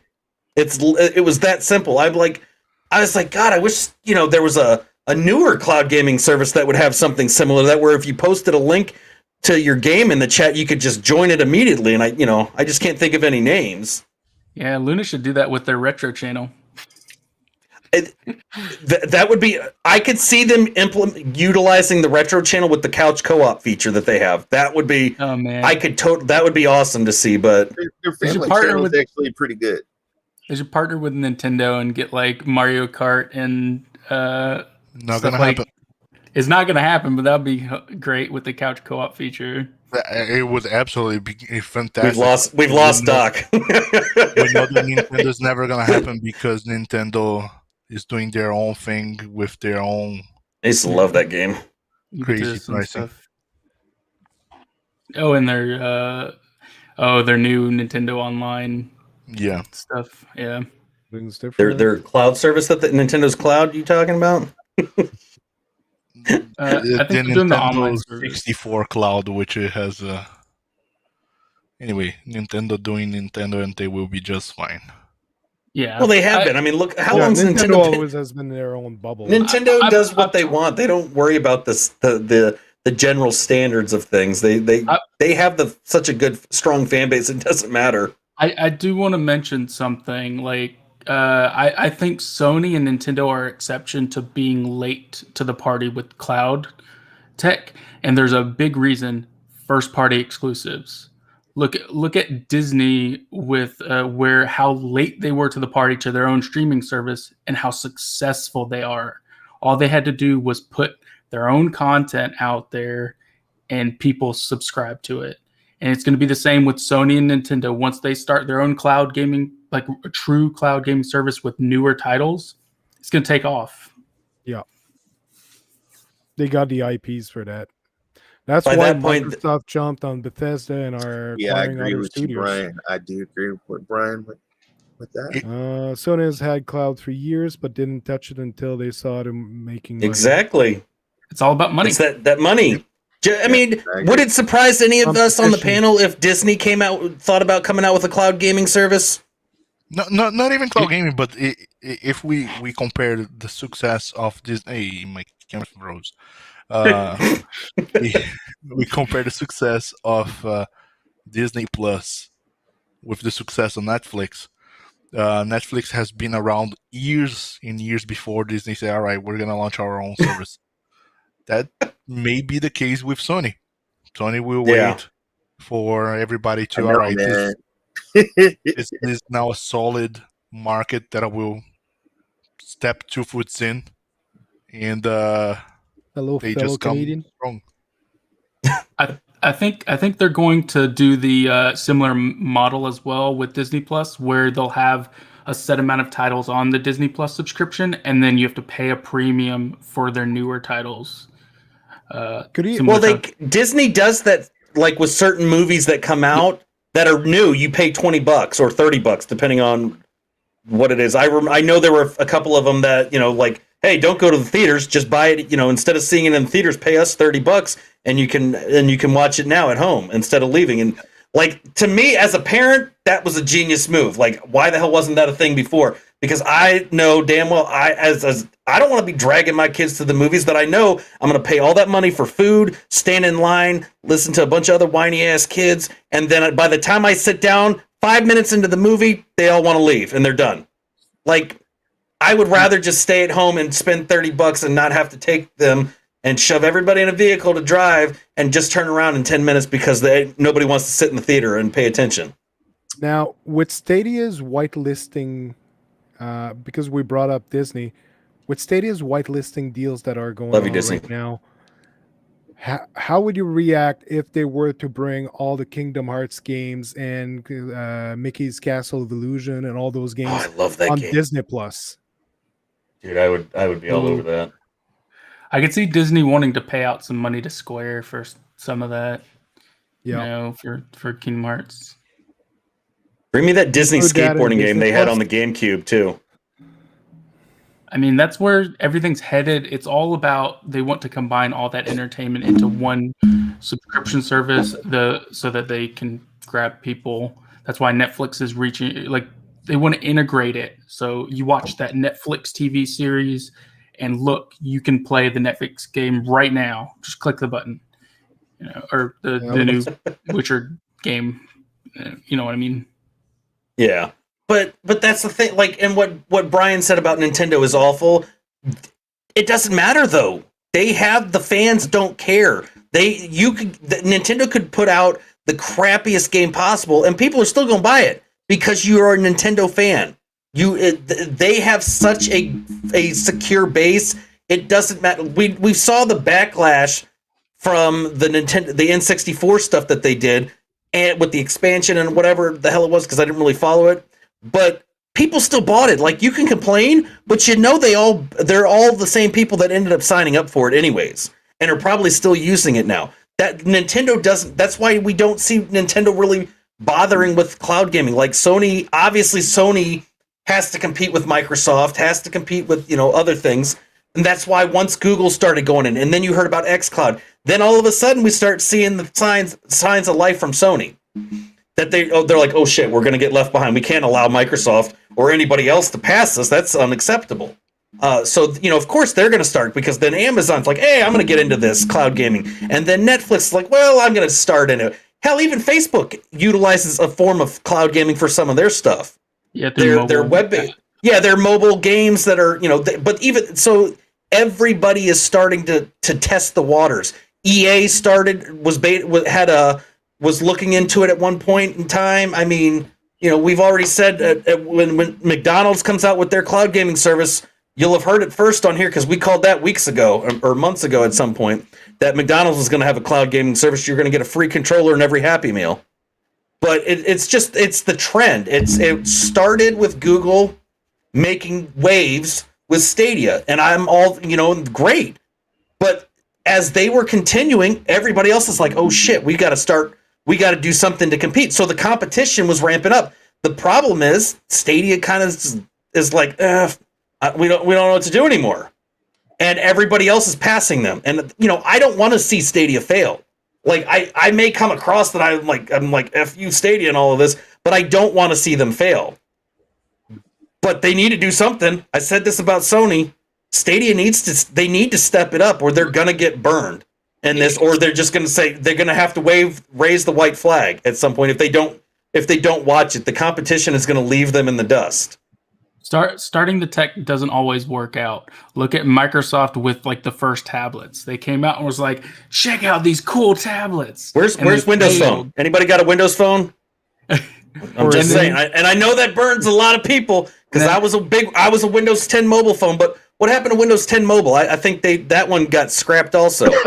and then Apple came out and says, here's a tablet but has less specs.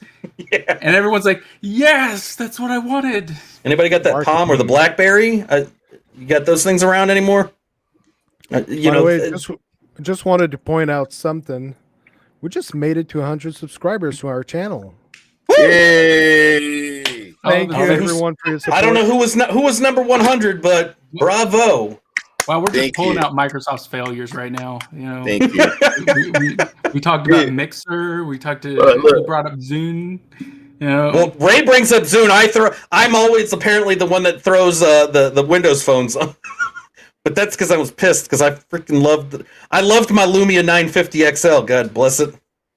Victor, you had the wrong secret weapon. Secret weapon wasn't Smart TVs and Google TV. The secret weapon was YouTube, but they didn't use it.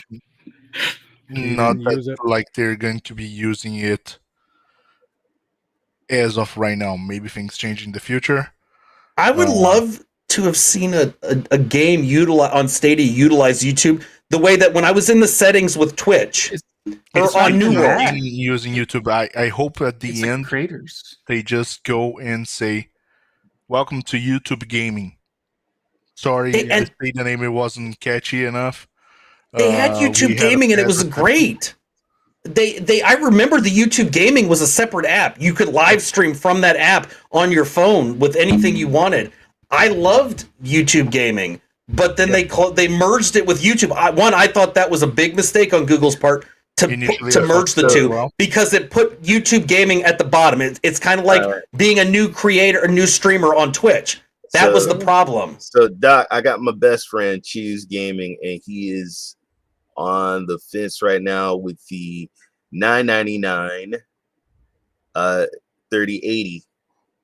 Tell him why he should get it. It's powerful. If you Jesus. So for the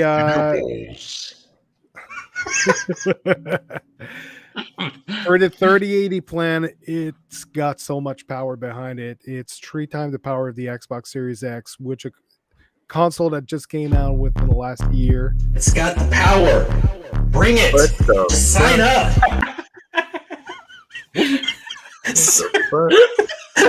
Bringing out his toys. I just had to drop the T-Pain. Sorry. I'll mute myself now. I'm gonna go sit in the value alone is insane. So Eddie earlier went through like building exactly the same specs in a PC, and he went for the cheapest part, and still like what was it, like $1,600 something like that with the GPU. $1,700, yeah. $1,700 with the cheapest components he could find. Yep. Mm-hmm. And that was that wasn't even including the operating system. So yeah, that's before the OS, and we're talking like PCI Gen 4 unlimited storage because it's in the cloud. You get to carry it with you because it's cloud gaming. It's mobile. It's wherever you want. You don't have to worry about your gaming rig being falling defective. Plus, this is to upgrade from the current plan, which is using the equivalent of an RTX 2080. The RTX 2080 is a 2-year-old GPU, so that they had already upgraded to that. Now they're releasing a new plan for the RTX 3080 because it's such a big leap ahead. What's telling us that they won't upgrade that to the 4080 in the future, and that maybe the current priority plan will upgrade to the 3080 in the future? But the subscription plan, the big plan, is such an incredible value because you're beating all the consoles that are on the market right now, which games are being made for. You're getting high specs that are incredible. You get 120 frame per second. You get higher resolution. Everything in it is just like here the latency, because of the adaptive sync technology, your latency is lower than the hardware being sold at the moment. So Xbox Series X playing Destiny 2. I did some counting here very fast. GeForce Now came out of the beta started in 2015. It was a 5-year beta, basically. It came out of the beta on February 2020. So the service has 20 months as of right now. In 20 months, they reached 1,000 games, over 1,000 games, over 90 free-to-play games, and this first leap of generation in 20 months. That's crazy. We don't know if here I am sucking the balls, but we don't know if in another 20 months or 2 years, maybe 3 years. I know that it was crazy, the leap from the 20. Oh, you're also taking it in the ass too, I hear. Oh God. I say, well, what? In the butt. What? They're getting about 10 games a week. The fact that it grew from 6 million users to 12 million users in a year is exceptional. That you want that kind of growth with the platform. Yep. And so Kevin, I would say to you the following. Are you I don't know if you are a GFN priority user or not. If you are satisfied on what you're getting, there's no reason for you to upgrade. Now, if you think, okay, I do want to experience the best of the best. I want to have all the crispiness. I want to have 120 frames. So you should upgrade because it's going to be the cheapest way to experience that. But there are a bunch of people who are pretty much satisfied with the current existing plan. I would say continue using the plan. If you don't use it, try. See if it's for you or not. It's a tremendous value. Stadia users are not downhill, Brian. I still use Stadia. There's a lot did we tell you Stadia. Brian's coming on as a guest next week? I won't be here next week, man. I won't be here next week. All right. I won't be here next week. Like I said, there's wait and see.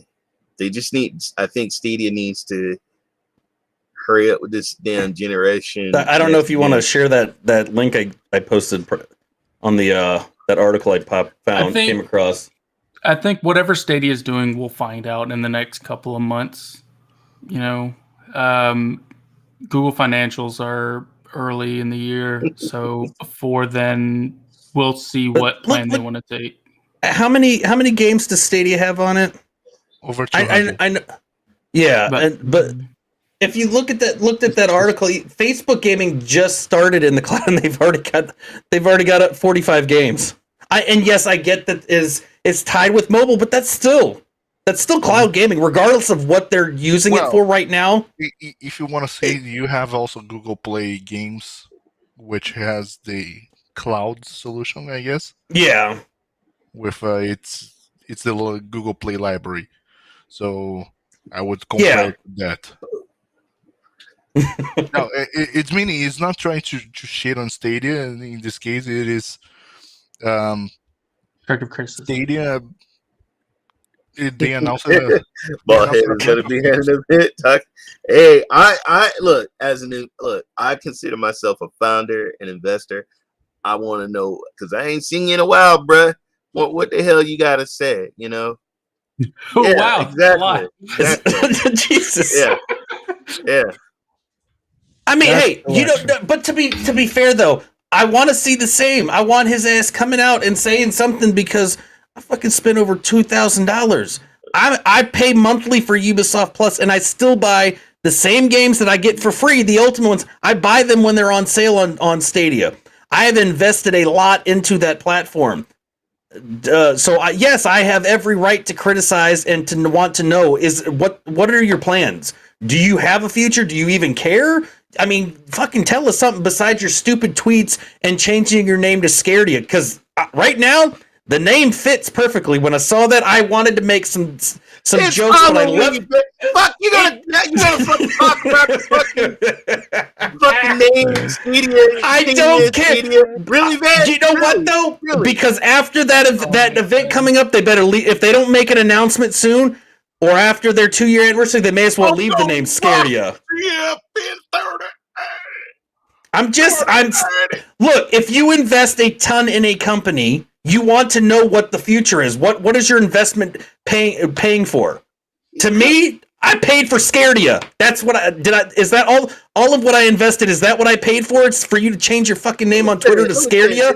That's not an investment. They're going to have the awards show. There's going to be a panel with a button, and he's going to walk up to there, and he's going to press it. And it's probably going to drop a big-ass PlayStation flag. Hello, guys. I'm now a part of Jade Raymond's studio. For me, oh my God, that's blasphemy, you bastard. For me, I came to Stadia because of exclusives, actually. For Guilt and for Crata and Orcs Must Die 3 were some games that I wanted to play, and I played the Stadia them. MMO. I bought, while I was there, I bought Baldur's Gate, I bought Ember, I bought Avengers on Stadia. Granted, I did make money off Stadia because I was a part of the Brian, I just like that. Creator thing tournament. Hey, I'm not knocking that Crata thing. That was outstanding. There was so much potential with that studio, but unfortunately, it didn't get enough advertising. There wasn't enough showcasing it. And Facebook will take care of it. And I think that should have been on Google, since Google got them as an exclusive. I think Google should have been the one that really should have pushed it. So that already is kind of Brian, I remember a lot of things that Google told me, and what I found out is majority of them are lies.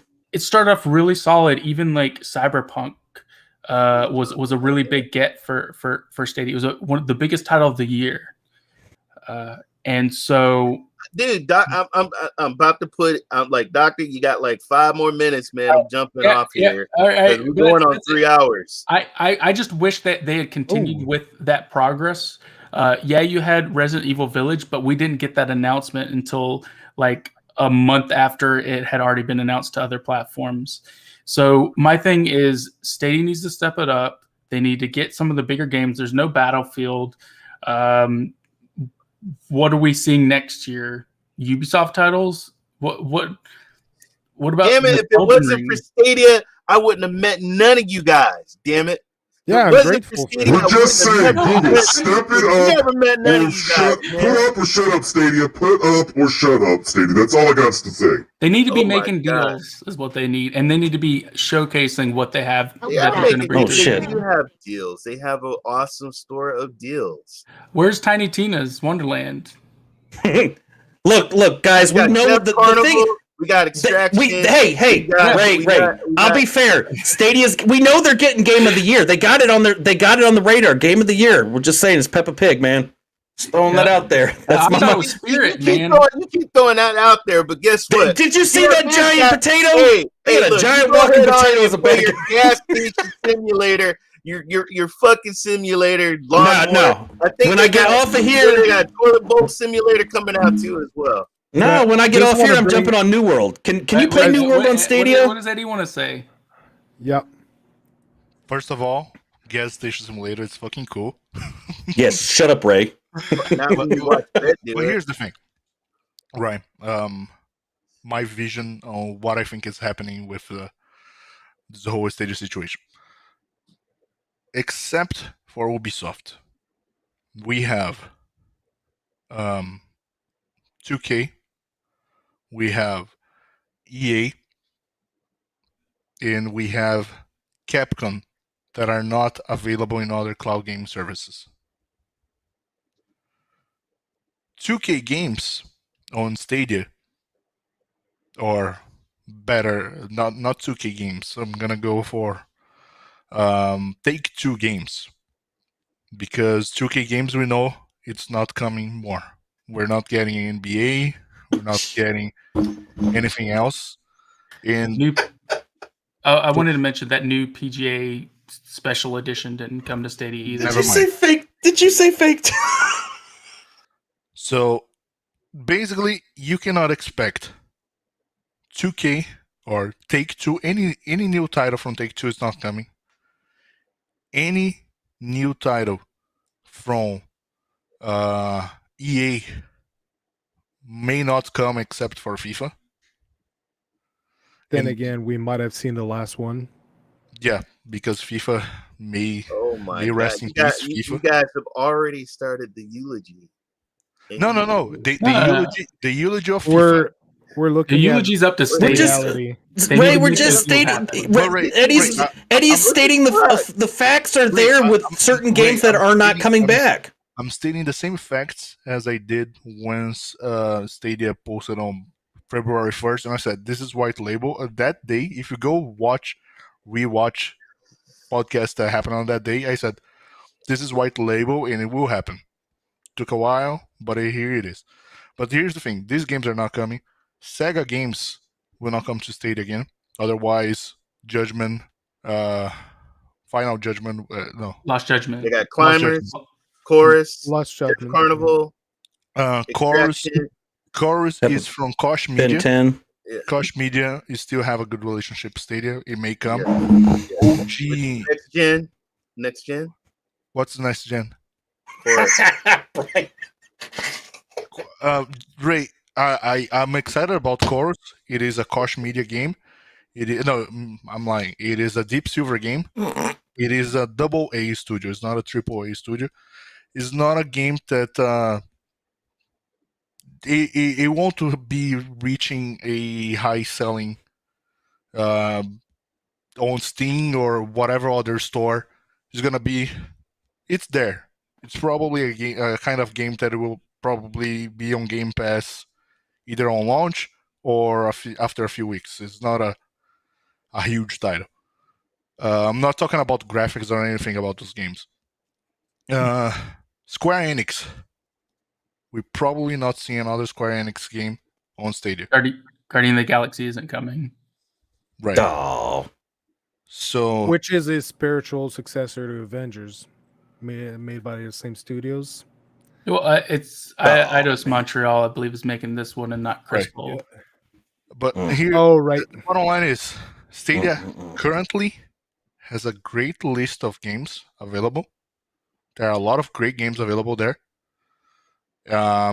If you see a special deal, you should get those games available there. But you cannot be expecting brand new games from these publishers to arrive on Stadia for the near future. Maybe in 2025 things change, but for now, I don't think we will see It's speculation. PGA, we will see NBA, 2K. Speculation. Absolutely, I don't. It's not definitive, it's- but the it's signs are there, speculation. though. No, it is a It's all speculation. But speculation. it's It's a enough fact. to be cautious. It is a is all I would speculation say. up to enough to be clear enough to say why we're not getting this game that comes out every single year on this platform, or in case of the sports title, or why are we not getting Guardians of the Galaxy, which it's from a publisher that you already have a previous game before. And it is those big games that you cannot ignore. Are those big games that should be there. That's unfortunately, and I'm not saying because of that, because of those games, the platform will be dying. I don't believe the platform will be dying. It is just unfortunate that these brand new games are not coming to the platform and doesn't look like will be coming soon. From these specific publishers, okay? Just to be clear, we're still getting Bandai, like Dragon Ball Z. Great game, great freaking game, loved it. And we're still getting other games from other studios, but from these specific studios, unfortunately, won't be coming. Like the hell excited that every single game from Ubisoft will be releasing on Stadia. Unfortunately, I don't see other studios with the same level of partnership that Stadia has with Ubisoft happening on Stadia. Now, Rant over. something I want to say is, and I'm not sure if it's Ray. Someone mentioned it quickly earlier, but the GeForce Now announcement about the RTX 3080, like those super pods, it made a lot of noise today to a service that's already been making a lot of noise lately. They've been gaining games after games, so about the average is about 10 games a week that they're getting. They're getting very popular. They went from 6 million subscribers to 12 million subscribers, and now they're making a statement that subscriber number is going to go up. The message it's going to send to publishers is that it is a very viable platform. And not only that, in order to port your game to GeForce Now, all you need to do, like if your game is on Steam, you go into setting of your game, you just click play, enable cloud play, and it sends the signal to NVIDIA that you're interested in having your game on NVIDIA GeForce Now. And the team at GeForce Now takes the game and does the port themselves. Takes them only a few hours. That's a very interesting proposition for any publishers out there. Stadia is getting, they're getting Instinction. I mean, it's not happening till next year, but I've seen the trailer for that. It's a fantastic game. I do know that they're going to be working on bringing it over to like GFN and potentially other spots, but look, that's a win for Stadia as well. The developers, the fans reached out and said, "Hey, we want this game." They reached out to Stadia and the Google team. Damn, that's cold. And said, "We'll do." They've told me that they are working with that team to bring that game to the platform. So you've got some developers that are willing, but you got to be willing to bring your games to the platform. And it's sad, but is EA coming back? What do you say to someone if FIFA, Madden, PGA Tour, NBA? Obviously, NBA ain't coming back, but what do you do if all the EA games no longer? What do we do next year if there's no EA games? How do you continue to defend a platform when you're seeing these developers drop? I wanted to point something out that not all Bandai Namco. I feel like the support isn't fully into Stadia. The biggest titles of this year for Bandai Namco were probably Scarlet Nexus and Tales of Arise, and neither one of those titles are on Stadia. And Kakarot came way later than its initial launch. So a lot of these publishers I feel like are hesitant to put their titles on because they need to see that revenue. They need to see that their investment on money into porting these titles, that they're going to get that investment back. So that's where the issue lies with Stadia at the moment.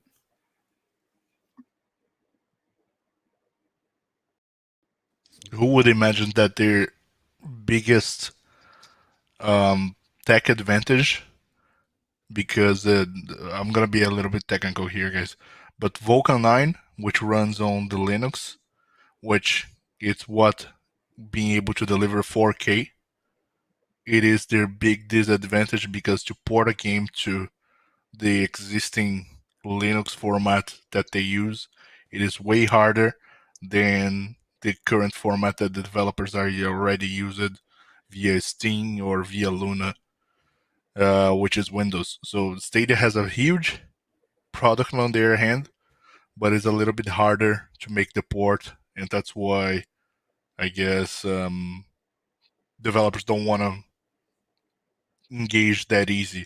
It takes more time than on the case of Steam, because if the game is available on Steam, it can be available on GeForce Now. So there was something in the chat about Sky Climbers now being a PlayStation exclusive. It's not. It's still going to Stadia. They confirmed that it's still going to be the first platform to get it after PC. But might be now thinking they're going to Tachia. PlayStation. Tachia is now a PlayStation exclusive. Yeah, that one is.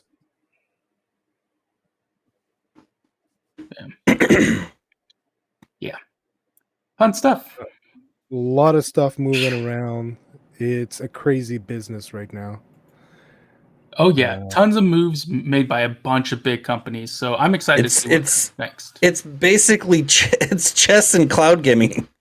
This is what we're watching. It's like a real life version of chess via cloud gaming, because it's all these companies, whether it's the gaming companies, it's the developers. You're just watching them move these pieces around to see who's going to outdo who. And all we're saying is we're not just here bashing the living shit out of Stadia, even though it may sound that way. We're just saying they need. Yes, we want to see them. Yeah, you well, are. I may have been for the most part. Yeah, you are. Well, you know what? I'm sorry, but my $2,000 says I am allowed to bash. My $2,000+ says I'd have a right to bash the company until they show me what the hell they're going to do. I want to know, why should I keep piling money in there if you're not willing to show any improvements? What is the point of that? Why? And as a consumer, why would you want to? What is the improvement that you would like to see? The same thing everybody else wants. I mean, it comes down to, as if you're a gamer, you want to see the same games that everybody else gets to play. But you want it, if that is your preferred platform. You don't want to see improvements. You want to see a bigger library, not improvement on the platform itself. Well, there's only so much more deals with major publishers is what I'd love to see. A more solid foundation that these publishers are going to return to Stadia and are going to continuously support the platform.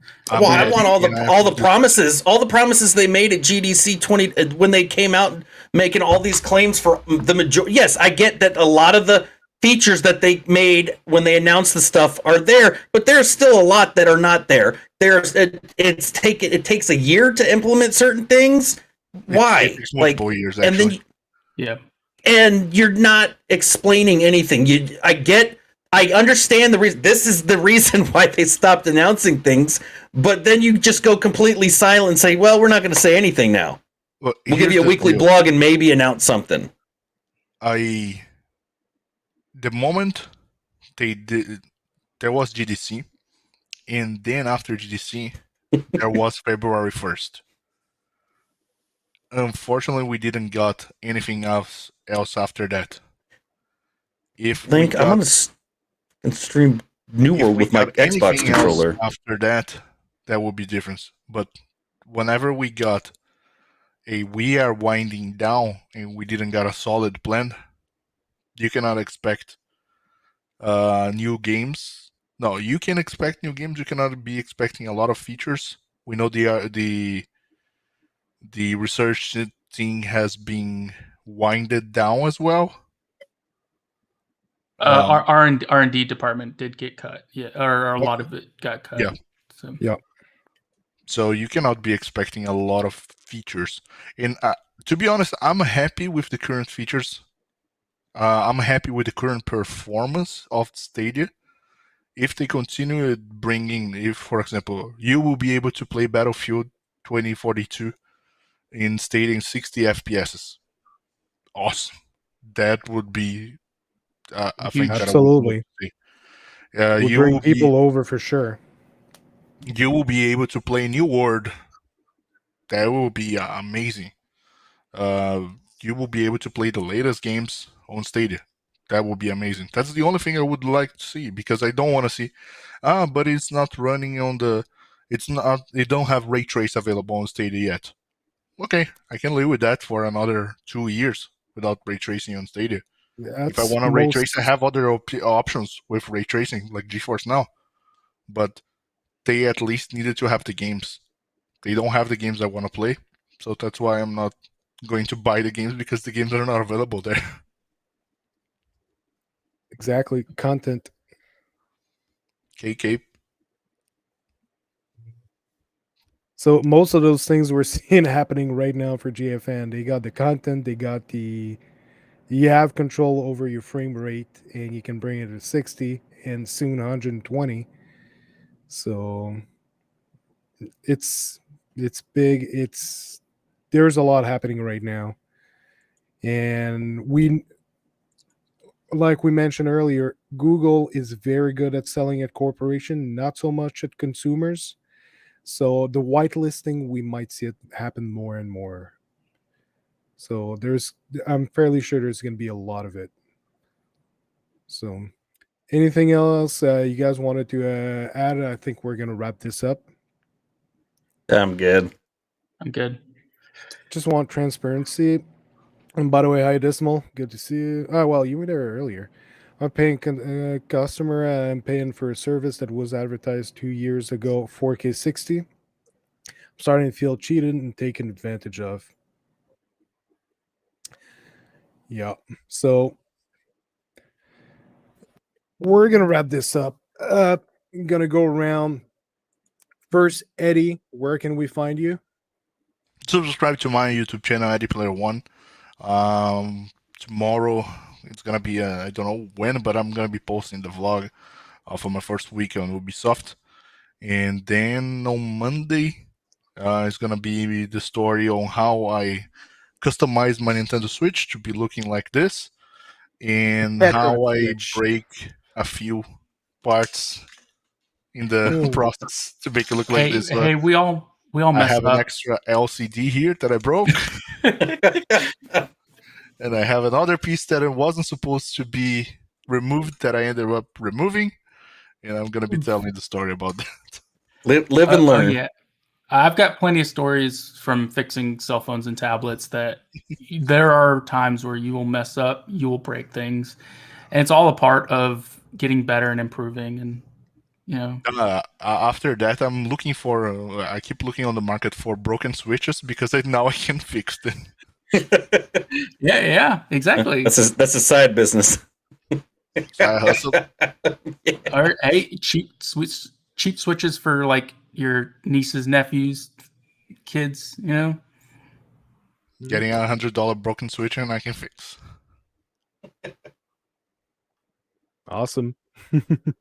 So again, Eddie, thank you very much for joining us tonight. Just want to go around. Vet, where can we find you? You guys can find me Vet Club Gaming on YouTube and Facebook Gaming.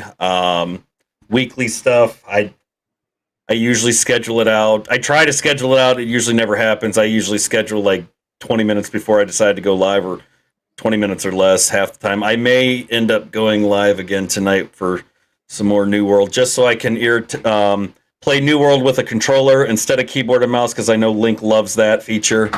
So I might use that Xbox controller with New World again, just for him. I did try when I streamed it this morning. I linked Vet schedule. There is no such thing as there used to be. I really had one when I came back. I had a Vet schedule. It was actually I was unsubscribed. I tried for streaming purposes. Damn, that's harsh. I still subscribe to your channel, Link. But yes, I did try. Some of the buttons works, not everything does. And about 10 minutes into the stream, I can remap him quite easily, though. You probably can. I'm too lazy for all that, so I ended up just going back to. I went to keyboard and mouse, and I played 3 hours of that with that. So I will probably do that again tonight and go and stream it. And I'll still be subscribed to Link's channel, even though he's unsubscribed to me. Yeah, I remember. I'm the one who made the joke about Peppa Pig ganked you. yeah, I did try, and yeah, I died. They want the shit out of me. Yeah, that pig got me. So Ray, what about brutal. You, man? I'll be streaming Far Cry 6 tomorrow night, 10 p.m. Pacific time, and then Saturday I'm doing a charity stream for Epilepsy Foundation. And that's awesome. At 4 p.m. Pacific, 7 p.m. Eastern time. It's early. I'll actually be able to watch that. Yep. Nice. What about you, Maker? you can find me at Cloudy with Games. I do some of their playthroughs for a few stuff. You know, the entire grind playthrough is me, and first looks at like xCloud and stuff like that. But I also do reviews on their website, so definitely check that out as well. But those are going to be the main ways to find me. By the way, welcome to the team, man. Tempire, remember? Hey, we held the best for you. This is why we had this long opening, this long show today, and it was a no holds barred show just for you really and Eddie. So once more, happy birthday, Eddie! For not too long anymore, because over here it's already done, but you still got 41 minutes in your area. So happy birthday, and thank you very much for joining us tonight, and looking forward to seeing those vlog posts about your new job at Ubisoft in the gaming industry. So congratulations again on this. So Thank you, guys. and also the chat was on fire tonight. I was looking at the viewer count. I think we broke a record for our channel. Plus, we made 100 subscribers. Yeah. Which, thank you very much. 101 right now. So thank you very much, everyone, for your support. It's amazing. So much stuff happening, and it's fun to talk about it and share it with everyone here. So it's 4:20 a.m. here. Paul. Oh, that's why Paul's still up. Going strong. Yep. You needed that 4:20 timing. Yeah. So, yep. Thank you very much, everyone. No thumbs down either. Success. I know with the topics we hit tonight, we didn't get anything. I'm impressed. We went harsh but fair. So, dude, we got 20 people that like this. That's outstanding. It's amazing. And every one of you that liked it better have subscribed. So we're gonna shut this before Ray dies of hunger or that his wife visits him. So thank you everyone for joining us. This is Cloud Nation TV. Have a good night. Good night, guys.